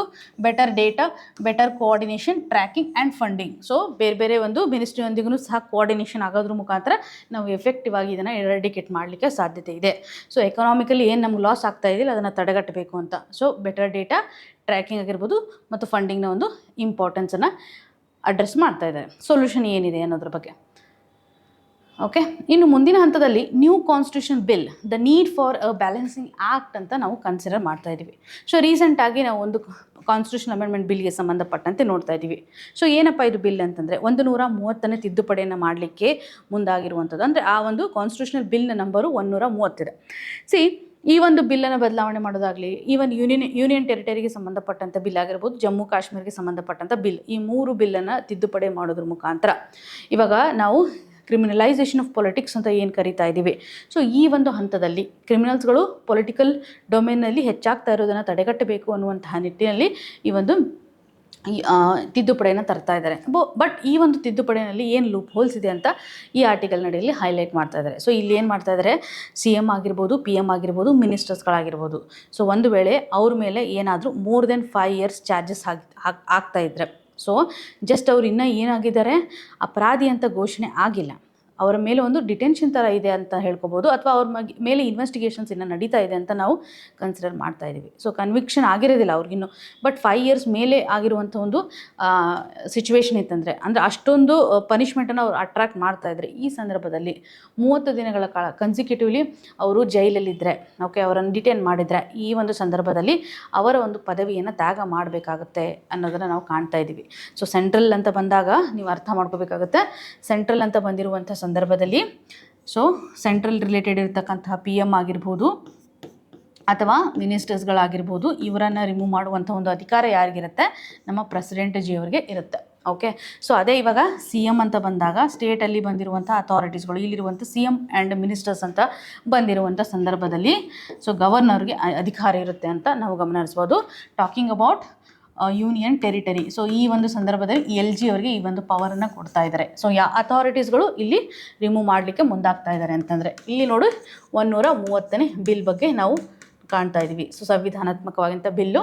ಸೊ ಯೂನಿಯನ್ ಟೆರಿಟರಿ ಹಾಗೂ Jammu and Kashmir reorganisation act ನಡಿಯಲ್ಲಿ ಸಹ ಬದಲಾವಣೆಯನ್ನು ಇವರು ಮಾಡಬೇಕಾಗುತ್ತೆ ಅಂತ ಗಮನ ಹರಿಸ್ತಾ ಇದ್ದೀವಿ. ಸೊ ಇಲ್ಲಿ ಕಂಪ್ಲೀಟ್ಲಿ 30 days ಇರುವಂಥದ್ದಾಗಲಿ, 31st ಡೇ ಏನು ಮಾಡ್ತಾರಲ್ಲ ಅವರನ್ನು ಆ ಒಂದು ಪದವಿಯಿಂದ ರಿಮೂವ್ ಮಾಡ್ತಾರೆ ಅನ್ನೋವಂಥ ಪ್ರೊವಿಷನನ್ನು ಕಾಣ್ತಾ ಇದ್ದೀವಿ. ಸೊ ಮೋರ್ ದೆನ್ 5 years ಅವರಿಗೆ ಪನಿಷ್ಮೆಂಟ್ ಆಗುವಂಥ ಒಂದು ಸಾಧ್ಯತೆ ಇರುತ್ತೆ ಅಂತ. ಸೊ ಕನ್ಸರ್ನ್ ಏನಿದೆ, ಸೊ ಮೇನ್ಸ್ ಪರ್ಸ್ಪೆಕ್ಟಿವಲ್ಲಿ ಇಶ್ಯೂವನ್ನು ಆರ್ಟಿಕಲಲ್ಲಿ ಹೇಗೆ ಎಂಫಸಿಸ್ ಮಾಡ್ತಾ ಇದ್ದಾರೆ, ಬ್ಯಾಲೆನ್ಸಿಂಗ್ ಇಂಟಿಗ್ರಿಟಿಯನ್ನು ಇಲ್ಲಿ ತರಬೇಕು ಅಂತ. ಸೊ ಹೊಸದಾಗಿ ಇಂಟ್ರೊಡ್ಯೂಸ್ ಮಾಡಿರುವಂಥ ಒಂದು ಬಿಲ್ ನಡಿನಲ್ಲಿ PM, CM, ಮಿನಿಸ್ಟರ್ಸನ್ನು ರಿಸೈನ್ ಮಾಡುವಂಥ ಸಂದರ್ಭದಲ್ಲಿ, ಓಕೆ, ರಿಮೂವಲ್ ಪ್ರೊಸೀಜರ್ನ 30 days ಕನ್ಸಿಕ್ಯೂಟಿವ್ ಆಗಿರಬೇಕು, ಕಸ್ಟಡಿನಲ್ಲಿರುವಂಥ ಒಂದು ಕಂಡೀಷನ್ ಆಗಿರ್ಬೋದು, ಮೋರ್ ದೆನ್ 5 ಇಯರ್ಸ್ ಕ್ಯಾರಿ ಆಗ್ತಕ್ಕಂಥ ಒಂದು ಪನಿಷ್ಮೆಂಟ್ ಏನಾದರೂ ಇದ್ದರೆ ಅಂಥ ಸಂದರ್ಭದಲ್ಲಿ ಅವರನ್ನು ರಿಮೂವ್ ಮಾಡ್ತಾರೆ. ಆ್ಯಂಡ್ ಅವ್ರು ಏನಾದರೂ ಇನೋಸೆಂಟ್ ಅಂತ ಪ್ರೂವ್ ಆದಮೇಲೆ ಮತ್ತೆ ಅವರನ್ನು ರೀಇಂಟ್ರೊಡ್ಯೂಸ್ ಮಾಡುವಂಥ ಪ್ರೊವಿಷನ್ಸ್ಗಳು ಸಹ ಇದರಲ್ಲಿ ಇಂಟ್ರೊಡ್ಯೂಸ್ ಮಾಡಿದ್ದಾರೆ. ಸೊ ಕಾನ್ಸ್ಟಿಟ್ಯೂಷನಲ್ಲಿ ಇರುವಂಥ ಒಂದು ಕಂಟೆಕ್ಸ್ಟ್ ಏನಿದೆ ಅಂತಂದರೆ ಆರ್ಟಿಕಲ್ 75, 164 ಸ್ಟೇಟ್ ಸಂಬಂಧಪಟ್ಟಂತೆ 239A ಇದೇನಿದೆಯಲ್ಲ, ಸೊ ಇದು ಸಹ ಏನಂದರೆ ಯೂನಿಯನ್, ಸ್ಟೇಟ್ ಹಾಗೂ ಡೆಲ್ಲಿ ಮಿನಿಸ್ಟರ್ಸ್ಗೆ ಸಂಬಂಧಪಟ್ಟಂತೆ ಪ್ರೊವಿಷನ್ಸನ್ನು ಹೇಳುತ್ತೆ, ಹಾಗೂ ಪ್ಲೆಜರ್ ಆಫ್ ಪ್ರೆಸಿಡೆಂಟ್ ಆ್ಯಂಡ್ ಗವರ್ನರ್ಗೆ ಸಂಬಂಧಿಸಿದಂತೆ ಹೇಳುತ್ತೆ.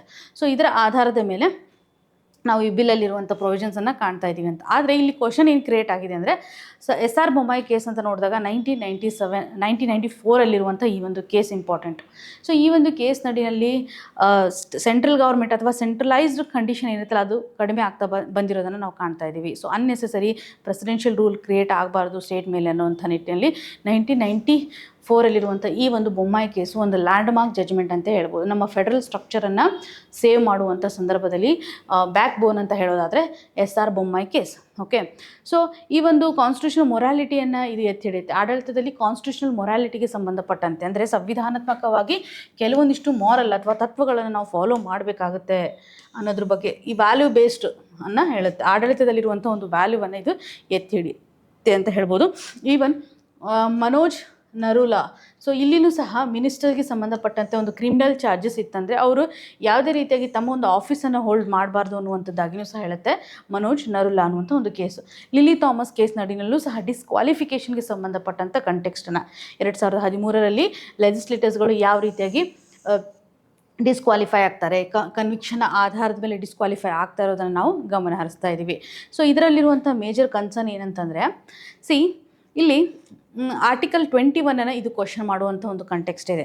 ಓಕೆ, ಆರ್ಟಿಕಲ್ 21 ಯಾಕೆಂದರೆ ನಾವು ನಮ್ಮ ಒಂದು ಜುಡಿಷರಿ ಪ್ರೊಸೆಸ್ ನಡಿನಲ್ಲಿ ನೋಡಿದಾಗ ಇಲ್ಲಿ ಏನಾಗುತ್ತೆ ಅಂದರೆ ಯಾವುದೇ ವ್ಯಕ್ತಿಯನ್ನು ಡಿಟೈನ್ ಮಾಡಿದಾಗೂ ಸಹ ಅವರನ್ನು ನಾವು ಅಪರಾಧಿ ಅಂತ ಕನ್ಸಿಡರ್ ಮಾಡಲ್ಲ. ಯಾವುದೇ ಒಂದು ಅಪರಾಧಕ್ಕೆ ಕನ್ವಿಕ್ಟ್ ಆಗಿದ್ದಾರೆ ಅಂತ ನಾವು ಇಲ್ಲಿ ಹೇಳೋದಿಲ್ಲ, ಅವರನ್ನು ಇನೋಸೆಂಟ್ ಅಂತಾಗೆ ನಾವು ಕನ್ಸಿಡರ್ ಮಾಡಬೇಕಾಗತ್ತೆ ಅಂತ ನಮ್ಮ ನ್ಯಾಯಾಂಗ ವ್ಯವಸ್ಥೆ ಹೇಳುತ್ತೆ. ಸೊ ಈ ಒಂದು ಹಕ್ಕು ಸಿಗಬೇಕು ಅಂತಂದರೆ ಆರ್ಟಿಕಲ್ 21 ಏನಿದೆ, ಸೊ ನಮ್ಮ ಇಲ್ಲಿ ಒಂದು ರಿಮೂವಲ್ಗೆ ಸಂಬಂಧಿಸಿದಂತೆ ಒಂದು right to life and liberty, ಡಿಗ್ನಿಟಿಯನ್ನು ರಿಫ್ಲೆಕ್ಟ್ ಮಾಡೋದ್ರ ಬಗ್ಗೆ ಇದು ಹೇಳುತ್ತೆ. ಓಕೆ, ಸೊ ಹಾಗಾಗಿ ಈ ಒಂದು ಇನೋಸೆನ್ಸ್ ಇದ್ದರೂ ಸಹ ಅವರನ್ನು ಯಾಕೆ ನಾವಿಲ್ಲಿ ರಿಮೂವ್ ಮಾಡ್ತೀವಿ ಅನ್ನೋಂಥ ಒಂದು ಇಂಪಾರ್ಟೆಂಟ್ ಕ್ವಶನು. ಸೊ ಇದರೊಂದಿಗೆ ಇನ್ನೊಂದು ಮಲ್ಟಿಪಲ್ ಇವ್ರು ಏನು ಅಡ್ರೆಸ್ ಮಾಡ್ತಾ ಇದ್ದಾರೆ ನೋಡಿ, ಇಲ್ಲಿ ಇಂಪಾರ್ಟೆಂಟ್ಲಿ ಹೇಳ್ತಕ್ಕಂಥ ಈ ಒಂದು ಅಸಿಮೆಂಟ್ರಿ ಏನಿದೆ ಕ್ರಿಯೇಟ್ ಮಾಡ್ತಾ ಇದೆ ಅಂತ ಡೈಮೆನ್ಷನನ್ನು ಕಾಣ್ಬೋದು. ಪರ್ಟಿಕ್ಯುಲರ್ಲಿ ಅಸಿಮೆಂಟ್ರಿ ಯಾವಾಗ ಅಂತಂದರೆ ಇಲ್ಲಿ ಯಾರ್ಯಾರು ಇನ್ಕ್ಲೂಡ್ ಮಾಡಿದ್ದಾರೆ ಹೇಳಿ ನೋಡೋಣ. CM, PM ಹಾಗೂ ಮಿನಿಸ್ಟರ್ಗೆ ಸಂಬಂಧಪಟ್ಟಂತೆ ಒಂದು ರಿಮೂವಲ್ ಕಂಡೀಷನನ್ನು ನಾವು ಕಾಣ್ತಾ ಇದ್ದೀವಿ. So talking about other legislators, so ಬೇರೆ ಮೆಂಬರ್ಸ್ಗಳಿರ್ತಾರಲ್ಲ, ಸೊ ಮಿನಿಸ್ಟರ್ಸನ್ನು ಹೊರತುಪಡಿಸಿ ಮೆಂಬರ್ ಆಫ್ ಪಾರ್ಲಿಮೆಂಟ್ ಇರ್ತಾರೆ, ಬೇರೆ ಬೇರೆ ಸ್ಟೇಟಲ್ಲಿ ನೋಡಿದಾಗ ಅಲ್ಲಿನೂ ಸಹ ಸದಸ್ಯರಿರ್ತಾರೆ. ಸೊ ಅವ್ರಿಗೆ ಸಂಬಂಧಪಟ್ಟಂಥ ಒಂದು ಡಿಸ್ಕ್ವಾಲಿಫಿಕೇಷನನ್ನು ನಾವು ಇಲ್ಲಿ ಕನ್ಸಿಡರ್ ಮಾಡ್ತಾ ಇಲ್ಲ. ಸೊ ಈ ಪರ್ಸ್ನಾಲಿಟೀಸ್ ಅಷ್ಟೇ ಇಲ್ಲಿ ಎಂಫಸಿಸ್ ಮಾಡ್ತಾ ಇದ್ದಾರೆ.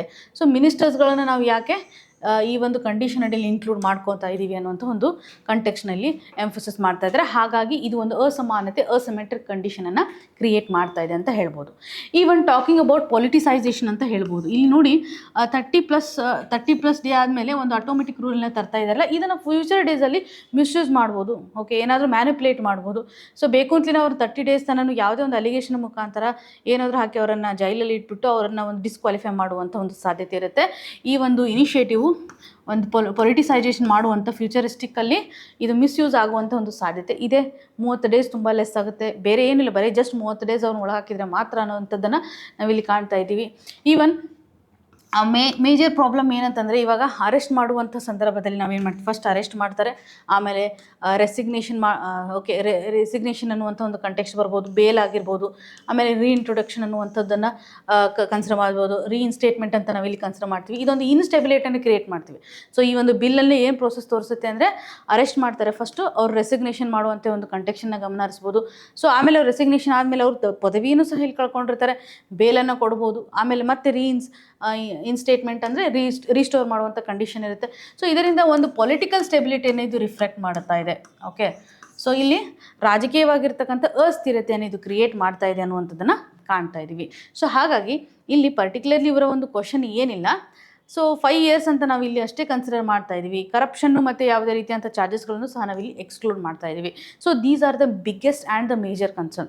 ಸೊ ಆರ್ಟಿಕಲ್ 21 ಬಗ್ಗೆ ಇದು ಡಿಸ್ಕಷನನ್ನು ಮಾಡ್ತಾ ಇದೆ ಮತ್ತು ಅಸಿಮೆಂಟ್ರಿಗೆ ಸಂಬಂಧಪಟ್ಟಂತೆ ಬೇರೆ ಲೆಜಿಸ್ಲೇಟರ್ಸ್ಗಳಿಗೆ ಕಂಪೇರ್ ಮಾಡಿರೋದಾಗಿರ್ಬೋದು, ಹಾಗೂ ಇವಾಗ ಒಂದು ಪೊಲಿಟಿಕಲ್ ಇನ್ಸ್ಟೆಬಿಲಿಟಿಯನ್ನು ಸಹ ಇದು ಕ್ರಿಯೇಟ್ ಮಾಡ್ತಾ ಇದೆ ಅಂತ ಹೇಳ್ತಾ ಇದ್ದೀವಿ.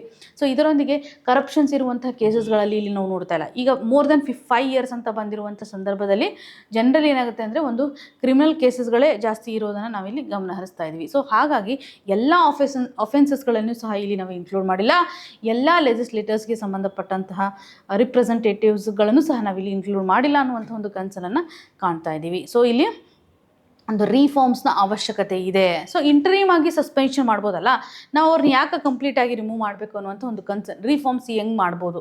ಇಲ್ಲಿ ನೋಡಿ, ಇಂಟ್ರೀಮ್ ಸಸ್ಪೆನ್ಷನ್ ಮಾಡುವಂಥ ಸಾಧ್ಯತೆ ಇರುತ್ತೆ. ಸೊ ಸ್ವಲ್ಪ ಡ್ಯೂರೇಷನ್ ಥರ ಅವ್ರು ಸಸ್ಪೆನ್ಷನ್ ಮಾಡಿ ಬುದ್ಧಿ ಕಲ್ತಾದ್ಮೇಲೆ ಮತ್ತೆ ವಾಪಸ್ಸು ಅವ್ರನ್ನ ಆ ಪದವಿಗೆ ಇದು ಮಾಡ್ಬೋದು. ಈ ಕಂಪ್ಲೀಟಾಗಿ ರಿಮೂವ್ ಮಾಡೋದು ಅದೆಲ್ಲ ಒಂದು ಕಾನ್ಫ್ಲಿಕ್ಟನ್ನು ಕ್ರಿಯೇಟ್ ಮಾಡುತ್ತೆ ಅಂತ ಹೇಳ್ಬೋದು. ಮತ್ತು ಇದನ್ನು ರಿವ್ಯೂ ಮಾಡಲಿಕ್ಕೆ ಯಾವ ಬಾಡಿ ಇದೆ? ಸೊ ಏನಾದರೂ ಇಂಡಿಪೆಂಡೆಂಟ್ ಬಾಡಿ ಇದನ್ನು ಯಾರು ರಿವ್ಯೂ ಮಾಡ್ತಾರೆ?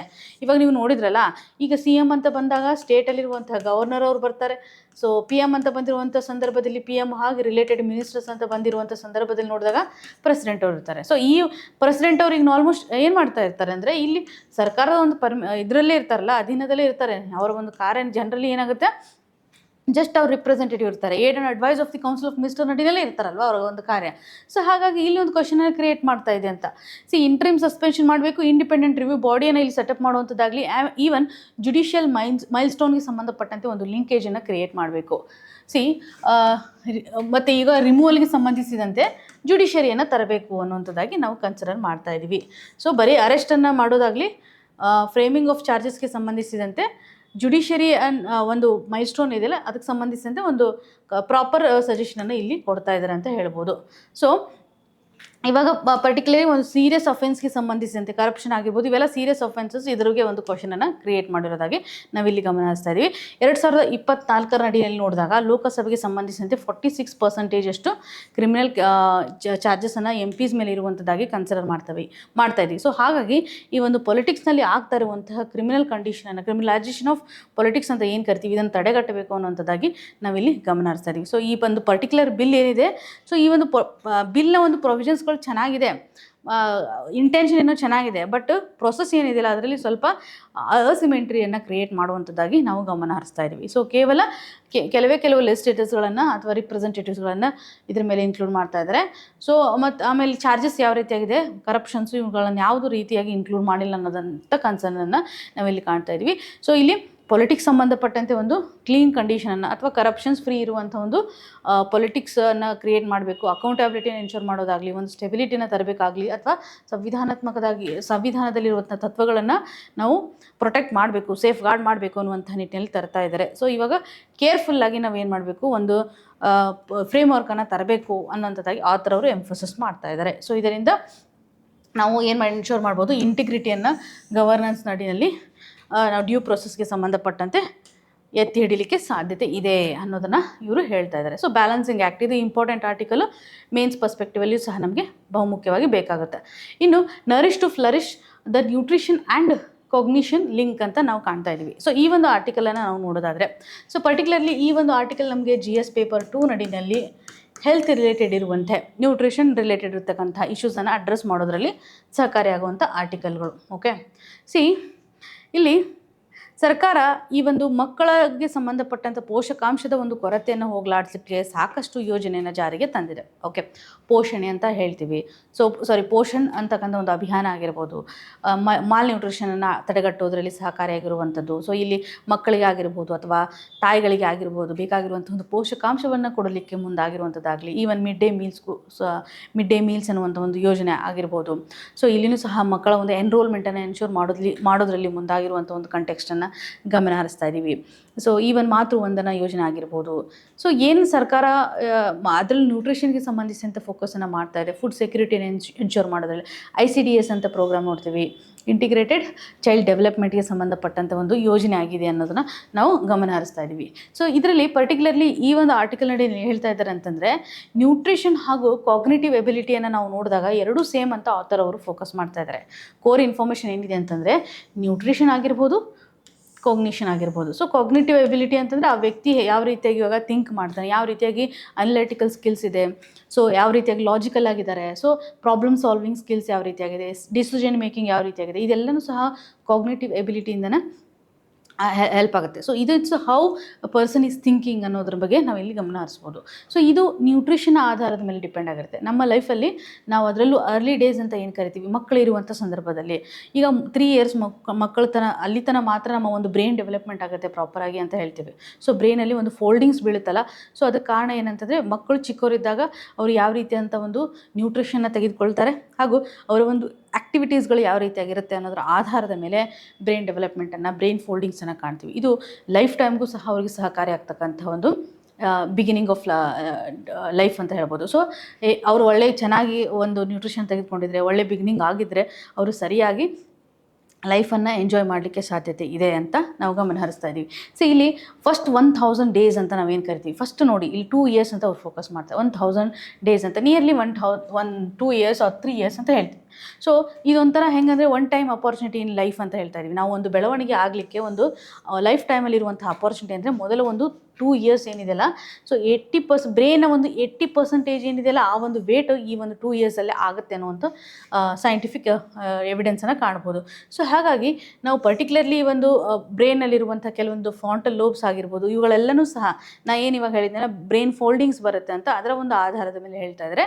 ಸೊ ಇಲ್ಲಿ 80% ಅಷ್ಟು adult weight of the brain ಬರೋದು 2 ಇಯರ್ಸಲ್ಲಿ ಮಾತ್ರ ಅಂತ ಗಮನ ಹರಿಸ್ಬೋದು. ಸೊ ಹಾಗಾಗಿ ಇಲ್ಲಿ ನಾವು ಫೋಕಸ್ ಮಾಡಬೇಕಾಗಿರೋದು ಏನು ಅಂತಂದರೆ, ಇವಾಗ ನೀವು ನೋಡೋದಾದರೆ ಸ್ಟಂಟಿಂಗ್ ಅನ್ನುವಂಥ ಒಂದು ಕಂಡೀಷನನ್ನು ಕಾಣ್ತಾ ಇದ್ದೀವಿ, ಕಾಗ್ನಿಟಿವ್ ಡೆಫಿಸಿಟ್ಸ್ ಅಂತ ಕಾಣ್ತೀವಿ, ಲೈಫ್ ಲಾಂಗ್ ಪ್ರೊಡಕ್ಟಿವಿಟಿ ಲಾಸ್ ಅಂತ ಕಾಣ್ತಾ ಇದ್ದೀವಿ. ಸೊ ಈ ಒಂದು ಹಂತದಲ್ಲಿ ಕಾಗ್ನಿಟಿವ್ ಡೆವಲಪ್ಮೆಂಟನ್ನು ಎನ್ಶೋರ್ ಮಾಡೋದ್ರಲ್ಲಿ ನ್ಯೂಟ್ರಿಷನ್ ಇಂಪಾರ್ಟೆಂಟ್. ಮಾಲ್ ನ್ಯೂಟ್ರಿಷನ್ ಅಂದರೆ ಕಾಗ್ನಿಟಿವ್ ಡೆವಲಪ್ಮೆಂಟು ಸಹ ಸರಿಯಾಗಿರಲ್ಲ ಅಂತ ಹೇಳ್ತೀವಿ.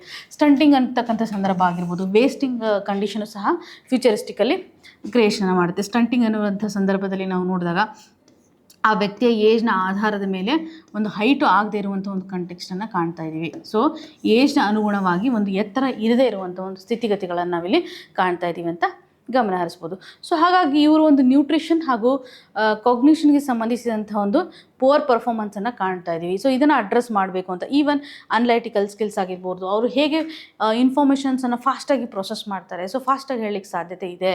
ಸೊ ಇವಾಗ ನೀವು ನೋಡ್ಬೋದು, ಇವಾಗ ಏನೇ ಒಂದು ಹೊಸದಾಗಿ ಟೆಕ್ನಾಲಜಿ ಬರ್ತಾ ಇರೋದ್ರಿಂದ, ಹೊಸದಾಗಿ ಸ್ಕಿಲ್ ಸೆಟ್ಗಳ ಒಂದು ಡಿಮ್ಯಾಂಡ್ ಇರ್ತಾ ಇರೋದ್ರಿಂದ ಜಗತ್ತಲ್ಲಿ ಹೆಚ್ಚು ಫಾಸ್ಟ್ ಇರಬೇಕು. ಸೊ ಫಾಸ್ಟ್ ಇರುವಂಥ ಸಂದರ್ಭದಲ್ಲಿ ನಾವು ಎಲ್ಲವನ್ನು ಪ್ರೊಸೆಸ್ ಮಾಡಲಿಕ್ಕೆ ಸಾಧ್ಯತೆ ಇದೆ, ಕಡಿಮೆ ಎಫಿಷಿಯನ್ಸಿಯನ್ನು ತೋರಿಸಲಿಕ್ಕೆ ಸಾಧ್ಯತೆ ಇದೆ ಅಂತ ಹೇಳ್ಬೋದು. ಸೊ ಈ ಒಂದು ಕಾಗ್ನಿಟಿವ್ ಡೆವಲಪ್ಮೆಂಟ್ ತುಂಬ ಇಂಪಾರ್ಟೆಂಟು, ನಮ್ಮ ಒಂದು ಪರ್ಫಾರ್ಮೆನ್ಸ್ಗೆ ಸಂಬಂಧಪಟ್ಟಂತೆ ತುಂಬ ಇಂಪಾರ್ಟೆನ್ಸನ್ನು ಇದು ತೋರಿಸುತ್ತೆ ಅಂತ ಹೇಳ್ತಾ ಇದ್ದೀವಿ. ಸೊ ಇಲ್ಲಿ ನ್ಯೂಟ್ರಿಷನ್ ಪ್ರೋಗ್ರಾಮು ತುಂಬ ಇಂಪಾರ್ಟೆಂಟ್ ಅನ್ನೋದಾಗಿ ಹೇಳ್ತಾ ಇದ್ದೀವಿ. ಬಟ್ ಇದು ಅಷ್ಟೊಂದು ಇಂಪ್ಯಾಕ್ಟನ್ನು ಇಲ್ಲಿ ತೋರಿಸ್ತಾ ಇಲ್ಲ ಅನ್ನೋದ್ರ ಬಗ್ಗೆ. ಸೊ ನ್ಯೂರೋಪ್ಲಾಸ್ಟಿಸಿಟಿಗೆ ಸಂಬಂಧಿಸಿದಂತೆ ಅಂದರೆ ಇದೆ, ಇವಾಗ ಬ್ರೈನ್ ಡೆವಲಪ್ಮೆಂಟ್ಗೆ ಸಂಬಂಧಪಟ್ಟಂತೆ ಇದೊಂದು ಆಸ್ಪೆಕ್ಟು. ನ್ಯೂರೋಪ್ಲಾಸ್ಟಿಸಿಟಿ ಸಂಬಂಧಿಸಿದಂತೆ ನಾವು ನೋಡಿದಾಗ ಅರ್ಲಿ ಸ್ಟೇಜಲ್ಲಿ ನಾವು ಫೋಕಸ್ ಮಾಡಬೇಕು. ಫಾರ್ ಎಕ್ಸಾಂಪಲ್ ICDS ಪ್ರೋಗ್ರಾಮನ್ನು ಕಾಣ್ತಾ ಇದ್ದೀವಿ. So integrated child development service ಅಂತ ನಾವು ನೋಡ್ಬೋದು. ಸೊ ಇಲ್ಲಿ ಏನು ಮಾಡ್ತಾ ಇದ್ದಾರೆ ಅಂತಂದರೆ 6 ವರ್ಷದ ಮಕ್ಕಳಿಗೆ, 6 ವರ್ಷಕ್ಕಿಂತ ಕೆಳಗಿರ್ತಕ್ಕಂಥ ಎಲ್ಲ ಮಕ್ಕಳಿಗೆ ಬೇಕಾಗುವಂಥ ಒಂದು ನ್ಯೂಟ್ರಿಷನನ್ನು, ಸೊ ಮಕ್ಕಳು ಮತ್ತು ಅವರ ಒಂದು ತಾಯಿಗೂ ಸಹ ನ್ಯೂಟ್ರಿಷನ್ಸ್ ಡೆಫಿಷಿಯನ್ಸಿಯನ್ನು ಅಡ್ರೆಸ್ ಮಾಡಲಿಕ್ಕೆ, ಮಾಲ್ ನ್ಯೂಟ್ರಿಷನ್ಸ್ ಇಶ್ಯೂನ ಅಡ್ರೆಸ್ ಮಾಡಲಿಕ್ಕೆ ತಂದಿರುವಂಥ ಒಂದು ಯೋಜನೆ. ಸೊ ಅರ್ಲಿ ಟೈಮಲ್ಲಿ ಒಂದು ನ್ಯೂಟ್ರಿಷನ್ ಕೊಡ್ತಕ್ಕಂಥ ಒಂದು ಚೈಲ್ಡ್ ಕೇರ್ ಪ್ರೋಗ್ರಾಮ್ ಆಗಿದೆ. ಸೊ ವರ್ಲ್ಡ್ನ ಒಂದು ಲಾರ್ಜೆಸ್ಟ್ ಪ್ರೋಗ್ರಾಮ್ ಅಂತ ಹೇಳ್ತೀವಿ. ಇದು ಭಾರತದ ಇನಿಷಿಯೇಟಿವ್ ಆಗಿದೆ. ಈವನ್ ಪೋಷಣ್ ಬಿ ಪಢಾಯಿ ಬಿ ಅನ್ನುವಂಥ ಒಂದು ಯೋಜನೆಯನ್ನು ನಾವು ಗಮನಿಸ್ಬೋದು. ಇಲ್ಲಿ ನ್ಯೂಟ್ರಿಷನ್ ಆ್ಯಂಡ್ ಕಾಗ್ನಿಟಿವ್ ಸಿಮ್ಯುಲೇಷನ್ಗೆ ಸಂಬಂಧಪಟ್ಟಂತೆ ಕೆಲವೊಂದಿಷ್ಟು ಆ್ಯಕ್ಟಿವಿಟೀಸನ್ನು ಸಹ ಇಲ್ಲಿ ಮಾಡ್ತಾ ಇದ್ದಾರೆ ಅಂತ ಗಮನ ಹರಿಸ್ಬೋದು. ಓಕೆ, ನವಚೇತನ ಫ್ರೇಮ್ವರ್ಕ್ ಅನ್ನೋದನ್ನು ನಾವಿಲ್ಲಿ ಗಮನ ಹರಿಸ್ಬೋದು. ಸೊ 0 to 3 ಇಯರ್ಸ್ ಇರತಕ್ಕಂಥ ಮಕ್ಕಳಿಗೆ ಸಂಬಂಧಪಟ್ಟಂತೆ ಈ ಒಂದು ಯೋಜನೆಯನ್ನು ಸಹ ತರ್ತಾ ಇದ್ದಾರೆ. ಇದನ್ನು ಜನರಲಿ ಈ ಒಂದು ಅಂಗನವಾಡಿ ಅಥವಾ ಹೋಮ್ ವಿಸಿಟ್ಸನ್ನು ನಾವಿಲ್ಲಿ ಈ ಒಂದು ಯೋಜನೆ ನಡಿನಲ್ಲಿ ಕನ್ಸಿಡರ್ ಮಾಡ್ತಾ ಇದ್ದೀವಿ. ಇದರಲ್ಲಿ ಕೆಲವೊಂದಿಷ್ಟು ಆ್ಯಕ್ಟಿವಿಟೀಸ್ಗಳಿರ್ತವೆ ಈ ಯೋಜನೆಯಲ್ಲಿ. ಸೊ ಆ ಒಂದು ಆ್ಯಕ್ಟಿವಿಟಿಯ ಮುಖಾಂತರ ಮಕ್ಕಳಲ್ಲಿ ಇರ್ತಕ್ಕಂಥ ಒಂದು ಸ್ಕಿಲ್ ಸೆಟ್ ಅನ್ನೋಕ್ಕಿಂತ ಅವರ ಒಂದು ಬ್ರೈನ್ ಎಲ್ಲ ನ್ಯೂರೋಪ್ಲಾಸ್ಟಿಸಿಟಿಯನ್ನು ಎನ್ಹ್ಯಾನ್ಸ್ ಮಾಡೋದ್ರಲ್ಲಿ ಸಹಕಾರಿ ಆಗ್ತಕ್ಕಂಥ ಒಂದು ಕಂಟೆಕ್ಸ್ಟ್ ಅಂತ ಹೇಳ್ಬೋದು. ಸೊ ಇನ್ನು ಮುಂದಿನ ಹಂತದಲ್ಲಿ ನಾವು ನೋಡೋದಾದರೆ ಅಂಗನವಾಡೀಸ್ಗಳಲ್ಲಿ ನಾವು ಹೇಗೆ ಮಕ್ಕಳಿಗೆ ಸಂಬಂಧಪಟ್ಟಂತೆ ಒಂದು ಪೋಷಣೆಯನ್ನು ಅಡ್ರೆಸ್ ಮಾಡೋದ್ರಲ್ಲಿ ಹೆಲ್ಪ್ ಆಗ್ತಕ್ಕಂಥವ್ರು ಯಾರ್ಯಾರು ಅಂತಂದರೆ ಇವಾಗ ಬೆಟರ್ ಕವರೇಜ್ ಆ್ಯಂಡ್ ಕ್ವಾಲಿಟಿಯನ್ನು ಎನ್ಶೋರ್ ಮಾಡೋದ್ರಲ್ಲಿ ಅಂಗನವಾಡಿಗಳು ಹೆಲ್ಪ್ ಆಗ್ತಾ ಇದ್ದಾವೆ ಅಂತ ಹೇಳ್ಬೋದು. ಅರ್ಬನ್ ಏರಿಯಾದಲ್ಲೂ ಸಹ ಈ ಅಂಗನವಾಡಿಗಳು ಫೋಕಸ್ ಆಗ್ತಾ ಇರೋದನ್ನು ನಾವು ಕನ್ಸಿಡರ್ ಮಾಡ್ತೀವಿ. ಸೊ ನೀಡ್ ಏನಿದೆ ಅಂತಂದರೆ ಇಲ್ಲಿ ಅರ್ಬನ್ ಏರಿಯಾದಲ್ಲಿ ನಾವು ಅಷ್ಟೊಂದು ಅಂಗನವಾಡಿಗಳನ್ನು ಕಾಣ್ತಾ ಇಲ್ಲ. ಓಕೆ, ಅಲ್ಲಿ ಏನಾಗುತ್ತೆ ಅಂದರೆ ಈಗ ಅಂಗನವಾಡಿಗೆ ಹೋಗೋಕ್ಕಿಂತ ಮುಂಚೆ ಎಲ್ಲರೂ ಫಸ್ಟ್ ಸ್ಟ್ಯಾಂಡರ್ಡ್ ಮಾತ್ರ ಹೋಗ್ತಾರೆ ಅರ್ಬನ್ ಏರಿಯಾದಲ್ಲಿ. ಯಾಕಂತಂದರೆ ಅಲ್ಲಿ ಈ ಒಂದು ನರ್ಸರಿ ಅಂತಕ್ಕಂಥಾಗಿರ್ಬೋದು, ಕಿಡ್ಸಿ ಅಂತಕ್ಕಂಥ ಎಲ್ಲ ಒಂದು ಕಮರ್ಷಿಯಲೈಸ್ಡ್ ಇರ್ತಕ್ಕಂಥವು ಬಂದುಬಿಟ್ಟಿದೆ. ಸೊ ಹಾಗಾಗಿ ಎಲ್ಲರಿಗೂ ಅದು ಅಫೋರ್ಡೆಬಲ್ ಕಂಡೀಷನ್ನ ಕ್ರಿಯೇಟ್ ಮಾಡೋದಿಲ್ಲ. ಆದರೆ ಈ ಅಂಗನವಾಡಿಗಳು ಏನಿರುತ್ತಲ್ಲ ಇದು ಆಲ್ಮೋಸ್ಟ್ ಎಲ್ಲರಿಗೂ ಫ್ರೀ ಇರುತ್ತೆ ಅಲ್ವಾ. ಸೊ ಹಳ್ಳಿಗಳಲ್ಲಿ ಅಥವಾ ಕೆಲವೊಂದಿಷ್ಟು ತಾಲೂಕಿನಲ್ಲಿ ಹೆಚ್ಚಿರ್ತವೆ, ಅಂದರೆ ದಿ ನಂಬರ್ ಜಾಸ್ತಿ ಇರುತ್ತೆ. ಸೊ ಸಿಟೀಸ್ ನಡಿನಲ್ಲಿ ಈ ಅಂಗನವಾಡಿಗಳ ಒಂದು ಸ್ಕೇರ್ಸಿಟಿ ಇದೆ. ಸೊ ಅಲ್ಲಿನೂ ಸಹ ಪುವರ್ ಪಾಪ್ಯುಲೇಷನ್ ಇದೆ, ಅವರನ್ನು ಫೋಕಸ್ ಮಾಡಲಿಕ್ಕೆ ಅಂಗನವಾಡಿಗಳ ಒಂದು ನೀಡ್ ಏನಿದೆಯಲ್ಲ ಅರ್ಬನ್ ಏರಿಯಾದಲ್ಲಿ ಹೆಚ್ಚು ಅಂತ ನಾವು ಗಮನಿಸ್ಬೋದು. ಸೊ ಇಲ್ಲಿ ಒಂದು ಟೆಕ್ನಾಲಜಿಯನ್ನು ಸಹ ನಾವು ಅಳವಡಿಸಬೇಕಾಗತ್ತೆ. ತುಂಬ ಟ್ರೆಡಿಷನಲ್ ಮೆಥಡನ್ನು ನಾವು ಫಾಲೋ ಮಾಡ್ತಾ ಇದ್ದೀವಿ ಅಂತ ನಾವು ಗಮನಿಸ್ತಾ ಇದ್ದೀವಿ. ಸೊ ಪ್ರೀ ಪ್ರೈಮರಿ ಎಜುಕೇಷನ್ಸನ್ನು ನಾವು ಇಲ್ಲಿ ಫೋಕಸ್ ಮಾಡಬೇಕಾಗುತ್ತೆ. ಕೇವಲ ನಾವು ನ್ಯೂಟ್ರಿಷನನ್ನು ಅಡ್ರೆಸ್ ಮಾಡೋದ್ರಲ್ಲಿ, ಸೊ ಅಂಗನವಾಡಿನಲ್ಲಿ ಸ್ವಲ್ಪ ಆಟ ಆಡ್ತಾರೆ ಮಕ್ಕಳು, ಪಾಠ ಕಡಿಮೆ, ಇಲ್ಲಿ ಆಟ ಆಡ್ತಾರೆ, ಊಟ ಮಾಡ್ತಾರೆ, ಹೋಗ್ತಾರೆ. ಸೊ ಈ ರೀತಿಯಾಗಿ ಚೈಲ್ಡ್ ಕೇರನ್ನು ನಾವು ಇಲ್ಲಿ ಗಮನ ಹರಿಸ್ತಾ ಇದ್ದೀವಿ. ಸೊ ಇಲ್ಲಿ ಒಂದು ಇವ್ಯಾಲ್ಯೂಯೇಷನ್ ಸಿಸ್ಟಮನ್ನು ಇಂಟಿಗ್ರೇಟೆಡ್ ಆಗಿ ನಾವು ಅಂಗನವಾಡಿಯನ್ನು ಎಷ್ಟರ ಮಟ್ಟಿಗೆ ಎಫೆಕ್ಟಿವ್ ಆಗಿ ಇದರ ಒಂದು ಬೆನಿಫಿಟನ್ನು ತೆಗೆದುಕೊಳ್ಬೇಕು ಅಂತ ಇಲ್ಲಿ ಎಂಫಸಿಸನ್ನು ಮಾಡ್ತಾ ಇದ್ದಾರೆ. ಸೊ ನೀಡ್ ಕಂಡೀಷನ್ ಏನಂತಂದರೆ, ಸೊ ಪರ್ಟಿಕ್ಯುಲರ್ಲಿ ಇವಾಗ ನ್ಯೂಟ್ರಿಷನ್ಗೆ ಸಂಬಂಧಿಸಿದಂತೆ ಎರಡು ಕಂಟೆಕ್ಸ್ಟ್ ನಾವಿಲ್ಲಿ ಅಡ್ರೆಸ್ ಮಾಡಬೇಕಾಗುತ್ತೆ. ಸೊ ಇನಿಷಿಯಲ್ ಸ್ಟೇಜ್ನಲ್ಲಿ ನ್ಯೂಟ್ರಿಷನನ್ನು ಸಹ ನಾವು ಅವ್ರಿಗೆ ಕೊಡಬೇಕು, ಜೊತೆಗೆ ಅರ್ಲಿ ಲರ್ನಿಂಗ್ ಸರ್ವಿಸಸನ್ನು ಸಹ ಪ್ರೊವೈಡ್ ಮಾಡಬೇಕು. ಸೊ ಅವ್ರಿಗೆ ಲರ್ನಿಂಗ್ ಮಾಡೋದ್ರಿಂದ ಅವರು ಹೆಚ್ಚು ಮೈಂಡಲ್ಲಿ ಫೋಲ್ಡ್ ಆಗೋದನ್ನು ನಾವು ಗಮನಿಸ್ತಾ ಇದ್ದೀವಿ. ಸೊ ಇಲ್ಲಿ ಮಹಿಳೆಯರ ಒಂದು ಎಂಪವರ್ಮೆಂಟ್ ಇಂಪಾರ್ಟೆಂಟ್. ಸೊ ಮಕ್ಕಳಲ್ಲಿ 2 ವರ್ಷದಲ್ಲಿ ಏನಾಗ್ತಾ ಇದೆ ಬದಲಾವಣೆಗೆ, ಅದಕ್ಕೆ ಯಾರು ರೆಸ್ಪಾನ್ಸಿಬಲ್ ಇರ್ತಾರೆ? ತಾಯಿ ರೆಸ್ಪಾನ್ಸಿಬಲ್ ಇರ್ತಾರೆ ಅಂತ ನಾವು ಗಮನಿಸ್ತಾ ಇದ್ದೀವಿ. ಸೊ ಮಗು ಹೆಚ್ಚು ತಾಯಿಗೆ ಅಟ್ಯಾಚ್ಮೆಂಟ್ ಆಗಿರೋದನ್ನು ನಾವು ನೋಡ್ತಾ ಇದ್ದೀವಿ. ಸೊ ಆಲ್ಮೋಸ್ಟ್ 24/7 hours ತಾಯಿ ಹತ್ರನೇ ಇರುತ್ತೆ ಮಗು. ಸೊ ಹಾಗಾಗಿ ಮಗುವಿಗೆ ಏನು ಬೇಕು, ಮಗುನ ಎಷ್ಟು ಮಟ್ಟಿಗೆ ನಾವು ನ್ಯೂಟ್ರಿಷನನ್ನು ಸಿಗೋ ಥರ ಮಾಡ್ತಾ ಇದ್ದೀವಿ. ಮತ್ತು ಇವಾಗ ಪಬ್ಲಿಕ್ ಕಮ್ಯುನಿಟಿಯ ಒಂದು ಪಾರ್ಟಿಸಿಪೇಷನ್ ಮುಖಾಂತರ ಇವಾಗ ಕ್ರೆಚಸ್ಗಳನ್ನು ಎಕ್ಸ್ಪಾಂಡ್ ಮಾಡಬೇಕು. ಈಗ ಅಂಗನವಾಡಿ ಏನಿದೆಯಲ್ಲ ಅದೇ ರೀತಿಯಾಗಿ ಸೊ ಅಲ್ಲಿ ಮಕ್ಕಳ ಒಂದು ಪಾಲನೆ ಆಗಿರ್ಬೋದು, ಅವ್ರಿಗೆ ಸಂಬಂಧಪಟ್ಟಂತೆ ಒಂದು ಡೆವಲಪ್ಮೆಂಟನ್ನು ಕಾಣ್ತಾ ಇದ್ದೀವಿ ಅಂತ. ಸೊ ಇಲ್ಲಿ ಮಹಿಳೆಯರನ್ನ ಎಂಪವರ್ಮೆಂಟ್ ಮಾಡಬೇಕು ಅಂತ ನಾವು ಗಮನ ಹರಿಸ್ತಾ ಇದ್ದೀವಿ. ಸೊ ಈವನ್ ಕ್ವಾಲಿಟಿ ಸಂಬಂಧಿಸಿದಂತೆ ಪ್ರೀ ಪ್ರೈಮರಿ ಎಜುಕೇಷನ್ಸನ್ನು ಫೋಕಸ್ ಮಾಡಬೇಕು. ಇದರಿಂದ ಒಂದು ಸೈಕಾಲಜಿಕಲ್ ವೆಲ್ ಬೀಯಿಂಗ್ಸನ್ನು ಎನ್ಶೋರ್ ಮಾಡಲಿಕ್ಕೆ ಸಾಧ್ಯತೆ ಇದೆ. ಈವನ್ ಆಟೋಮೇಷನ್ಸನ್ನು ನಾವಿಲ್ಲಿ ತರಬೇಕು ಅನ್ನೋಂಥದ್ದಾಗಿ ಹೇಳ್ತಾ ಇದ್ದಾರೆ. ಸೊ ಕಾಗ್ನಿಟಿವ್ ಸ್ಕಿಲ್ಸನ್ನು ಓವರಾಲ್ ಆಗಿ ಡೆವಲಪ್ ಮಾಡಬೇಕು ಅನ್ನೋಂಥದ್ದನ್ನು ಆಥರ್ ಅವರು ಎಂಫಸಿಸ್ ಮಾಡ್ತಾ ಇದ್ದಾರೆ. ಸೊ ಅರ್ಲಿ ಡೇಸ್ ಏನಿದೆ ಇದು very very important. Nutrition is very important ಅಂತ ನಾವು ಗಮನ ಹರಿಸ್ತಾ ಇದ್ದೀವಿ. ಸೊ ಹಾಗಾಗಿ ಪರ್ಟಿಕ್ಯುಲರ್ಲಿ ಇವಾಗ ನ್ಯೂಟ್ರಿಷನ್ ಏನಿದೆಯಲ್ಲ ಅದರಿಂದ ನಾವು ಏನು ಮಾಡ್ಬೋದು, ಇವತ್ತು ಹ್ಯೂಮನ್ ಕ್ಯಾಪಿಟಲನ್ನು ಎನ್ಹ್ಯಾನ್ಸ್ ಮಾಡಲಿಕ್ಕೆ ಸಾಧ್ಯತೆ ಇದೆ. ಇವತ್ತಿನ ಮಕ್ಕಳೇ ನಾಳಿನ ಪ್ರಜೆಗಳಲ್ವಾ. ಸೊ ಹಾಗಾಗಿ ಈ ಒಂದು ನ್ಯೂಟ್ರಿಷನ್ ರಿಲೇಟೆಡ್ ಇರತಕ್ಕಂಥ ಆಸ್ಪೆಕ್ಟನ್ನು ನಾವು ಎನ್ಹ್ಯಾನ್ಸ್ ಮಾಡಿದರೆ ಹೆಲ್ದಿ ಪಾಪ್ಯುಲೇಷನನ್ನು ಕ್ರಿಯೇಟ್ ಮಾಡಲಿಕ್ಕೆ ಸಾಧ್ಯತೆ ಇದೆ. ಸೊ ಹೆಲ್ದಿ ಚೈಲ್ಡನ್ನು ನಾವು ಕ್ರಿಯೇಟ್ ಮಾಡಲಿಕ್ಕೆ ಸಾಧ್ಯತೆ ಇದೆ. ಇದು ಏನಾಗುತ್ತೆ ಅಂದರೆ ಹ್ಯೂಮನ್ ಕ್ಯಾಪಿಟಲಿ ಮಾಡ್ತಾ ಇರುವಂಥ ಒಂದು ಬಿಗ್ಗೆಸ್ಟ್ ಇನ್ವೆಸ್ಟ್ಮೆಂಟ್ ಅಂತ ಹೇಳ್ಬೋದು. ಸೊ ಇದು ಜೆಂಡರ್ ಇಕ್ವಾಲಿಟಿ, ಫ್ಯೂಚರ್ ಎಕನಾಮಿಕ್ ಕಾಂಪಿಟೇಟಿವ್ನೆಸ್ಸನ್ನು ಬಿಲ್ಡ್ ಮಾಡೋದ್ರಲ್ಲಿ ಸಹಕಾರಿ ಆಗ್ತಾ ಇದೆ ಅಂತ ಇಲ್ಲಿ ಎಂಫೋಸಿಸ್ ಮಾಡ್ತಾ ಇದ್ದಾರೆ. ಸೊ ನಮ್ಮ ಒಂದು ಆರ್ಥಿಕತೆಗೆ ಅಥವಾ ನೇಷನ್ ಬಿಲ್ಡಿಂಗಿಗೆ ಹೆಲ್ದಿ ಪಾಪ್ಯುಲೇಷನ್ ತುಂಬ ಇಂಪಾರ್ಟೆಂಟು ಅಂತ ನಾವು ಗಮನ ಹರಿಸ್ತಾ ಇದ್ದೀವಿ. ಸೊ ಹಾಗಾಗಿ early days of life 1000 days ಅಂತ ನಾವೇನು ಕರಿತೀವಿ. ಸೊ ಇಲ್ಲಿ ನಾವು ಯಾವ ರೀತಿಯಾಗಿ ಫೋಕಸ್ ಮಾಡಬೇಕು, ಸರ್ಕಾರದ ಯೋಜನೆಗಳು ಗ್ಲೋಬಲ್ ಲೆವೆಲಲ್ಲಿ ಹೇಗೆ ಒಂದು ಫುಟ್ ಪ್ರಿಂಟನ್ನು ಕ್ರಿಯೇಟ್ ಮಾಡಿದ್ದಾವೆ ಅಂತ ನಾವಿಲ್ಲಿ ಗಮನ ಹರಿಸ್ಬೋದು. ಸೊ ಇನ್ನೂ ಎಫೆಕ್ಟಿವ್ನೆಸ್ಸನ್ನು ನಾವು ತರಬೇಕಾಗುತ್ತೆ ಅಂತ ನೋಡ್ತಾ ಇದ್ದೀವಿ. ಸೊ ಇಷ್ಟು ಆರ್ಟಿಕಲ್ಸ್ಗಳು ಇವತ್ತಿನ ಒಂದು ಚರ್ಚೆಗೆ ತೆಗೆದುಕೊಂಡಿರುವಂಥದ್ದು. ಇವಾಗ ಆಧಾರ್ಗೆ ಸಂಬಂಧಪಟ್ಟಂಥ ಒಂದು ಪ್ರಿಲಿಮ್ಸ್ ಕ್ವಶನನ್ನು ನೀವು ಇಲ್ಲಿ ಕಾಣ್ತಾ ಇದ್ದೀರಾ. ಸೊ ಇಲ್ಲಿ ಕರೆಕ್ಟ್ ಆಗಿರುವಂಥ ಒಂದು ಸ್ಟೇಟ್ಮೆಂಟನ್ನು ಕೇಳಿದ್ದಾರೆ. ಇದು ಇಂಪಾರ್ಟೆಂಟ್ಲಿ ಬೇಕಾಗಿರುವಂಥದ್ದು ಆಧಾರ್ಗೆ ಸಂಬಂಧಪಟ್ಟಂಥ ಒಂದು ಕರೆಕ್ಟ್ ಸ್ಟೇಟ್ಮೆಂಟ್ಸನ್ನು ಕೇಳ್ತಾ ಇದ್ದಾರೆ. ಸೊ ಫಸ್ಟ್ ಸ್ಟೇಟ್ಮೆಂಟ್ ಏನಿದೆ, Aadhaar establishes proof of citizen ಅಂತ ಕಾಣ್ತಾ ಇದ್ದೀವಿ. ಅಂದರೆ ಸಿಟಿಜನ್ಶಿಪ್ ಅಂತ ನಾವಿಲ್ಲಿ ಕಾಣ್ತಾ ಇದ್ದೀವಿ. So is it a true ಅನ್ನೋದನ್ನು ನೀವು ಗಮನ ಹರಿಸಿ. So Aadhaar is issued by the election commission of India. So ಯಾರು ಇಶ್ಯೂ ಮಾಡ್ತಾರೆ ಆಧಾರವನ್ನು ಅನ್ನೋದು ಸೆಕೆಂಡ್ ಸ್ಟೇಟ್ಮೆಂಟ್. ಥರ್ಡ್ ಸ್ಟೇಟ್ಮೆಂಟಲ್ಲಿ Aadhaar can be used as a proof of identity and address ಅಂತ ಥರ್ಡ್ ಸ್ಟೇಟ್ಮೆಂಟ್ ಇದೆ. ಸೊ ಈ ಒಂದು 3 ಸ್ಟೇಟ್ಮೆಂಟ್ಸ್ ನಡಿನಲ್ಲಿ ಕರೆಕ್ಟ್ ಆಗಿರುವಂಥ ಸ್ಟೇಟ್ಮೆಂಟ್ಸ್ಗಳು ಯಾವಿದಾವೆ ಅಂತ ಸೆಲೆಕ್ಟ್ ಮಾಡಿ ಇಲ್ಲಿರುವಂಥ ಆಪ್ಷನ್ಸನ್ನು ಚೂಸ್ ಮಾಡಿ. ಓಕೆನಾ, ಇಲ್ಲಿ ಒಂದು ಆಪ್ಷನ್ ಮಿಸ್ ಆಗಿದೆ. ಸೊ ನೀವು ಇಲ್ಲೊಂದು ಆಪ್ಷನನ್ನು ಬರ್ಕೊಳ್ಬೋದು. 1, 2 and 3 ಅಂತ ಹಾಕೊಳ್ಳಿ. All of the above are correct. Okay, so ಇಲ್ಲಿ 4 ಆಪ್ಷನ್ಸ್ ಇದ್ದಾವೆ. ಸೊ ಇನ್ನು ಮೇನ್ಸ್ ಪರ್ಸ್ಪೆಕ್ಟಿವಲ್ಲಿ ಗಮನ ಹರಿಸೋದಾದರೆ, ಓಕೆ, ಮೇನ್ಸಲ್ಲಿ ಒಂದು ಕ್ವಶನನ್ನು ಕೇಳ್ತಾ ಇದ್ದಾರೆ. ಏನಿದೆ ನೋಡಿ, discuss the importance of nutrition in early days of life. Okay, so early days of life ನಡಿಯಲ್ಲಿ ನ್ಯೂಟ್ರಿಷನ್ನ ಒಂದು ಇಂಪಾರ್ಟೆನ್ಸ್ ಏನಿದೆ, ಸೊ ಪಾಸಿಟಿವ್ ಆಗಿ ಏನು ಇಂಪಾರ್ಟೆನ್ಸ್ ಇದೆ, ಇದರ ವ್ಯಾಲ್ಯೂ ಏನಿದೆ ಅನ್ನೋದನ್ನು ನೀವು ಎಂಫಸಿಸ್ ಮಾಡಬೇಕು. ಸೊ ಫಾರ್ ಇಂಡಿಯಾಸ್ ಕ್ಯಾಪಿಟಲ್ ಡೆವಲಪ್ಮೆಂಟಿಗೆ, ಹ್ಯೂಮನ್ ಕ್ಯಾಪಿಟಲ್ ಡೆವಲಪ್ಮೆಂಟಿಗೆ ಇದು ಎಷ್ಟು ಮಟ್ಟಿಗೆ ಇದು ಸಹಕಾರಿ ಆಗುತ್ತೆ ಅನ್ನೋದನ್ನ ನಾವು ಗಮನ ಹರಿಸ್ತಾ ಇದ್ದೀವಿ. So highlight the challenges in implementation of existing schemes and suggest the measures to strengthen the early childhood care ಅಂತ ನಾವು ಗಮನ ಹರಿಸ್ತಾ ಇದ್ದೀವಿ. ಆಲ್ರೆಡಿ ಇವಾಗ ಸ್ಕೀಮ್ಸ್ಗಳಿದ್ದಾವೆ, ಆ ಸ್ಕೀಮ್ಸ್ ನಿಮಗೆ ಯಾವ ಗೊತ್ತಿದ್ದಾವೆ ಸ್ಕೀಮ್ಸು, ಆ ಒಂದು ಸ್ಕೀಮ್ಸ್ಗೆ ಸಂಬಂಧಪಟ್ಟಂತೆ ಲೂಪ್ ಹೋಲ್ಸ್ಗಳು ಏನಿದ್ದಾವೆ, ಇಂಪ್ಲಿಮೆಂಟ್ ಮಾಡ್ತಕ್ಕಂಥ ಸಂದರ್ಭದಲ್ಲಿ ತೊಂದರೆಗಳು ಏನಿದ್ದಾವೆ ಅನ್ನೋದನ್ನು ನಾವು ಗಮನ ಹರಿಸ್ಬೇಕು. ಸೊ ಮೇಜರ್ ಚಾಲೆಂಜಸ್ಗಳು ಏನಿದ್ದಾವೆ, ಸೊ ಚೈಲ್ಡ್ ಕೇರನ್ನು ಸ್ಟ್ರೆಂಥನ್ ಮಾಡ್ತಕ್ಕಂಥ ಸಂದರ್ಭದಲ್ಲಿ ಚಾಲೆಂಜಸ್ ಏನಿದ್ದಾವೆ, ಆಮೇಲೆ ಸೊಲ್ಯೂಷನ್ಸ್ ಯಾವ ರೀತಿಯಾಗಿ ನೀವು ಕೊಡಬಹುದು. ಇವಾಗ ನಾವು ನೋಡಿರೋ ಪ್ರಕಾರ ಇಲ್ಲಿ ಇಂಪಾರ್ಟೆನ್ಸನ್ನು ಅಡ್ರೆಸ್ ಮಾಡಬೇಕಾಗುತ್ತೆ. ಕಾಗ್ನಿಟಿವ್ ಎಬಿಲಿಟಿಯನ್ನು ಎನ್ಹ್ಯಾನ್ಸ್ ಮಾಡೋದ್ರಲ್ಲಿ ನ್ಯೂಟ್ರಿಷನ್ ಎಷ್ಟು ಮಟ್ಟಿಗೆ ಇಂಪಾರ್ಟೆಂಟ್ ಆಗುತ್ತೆ.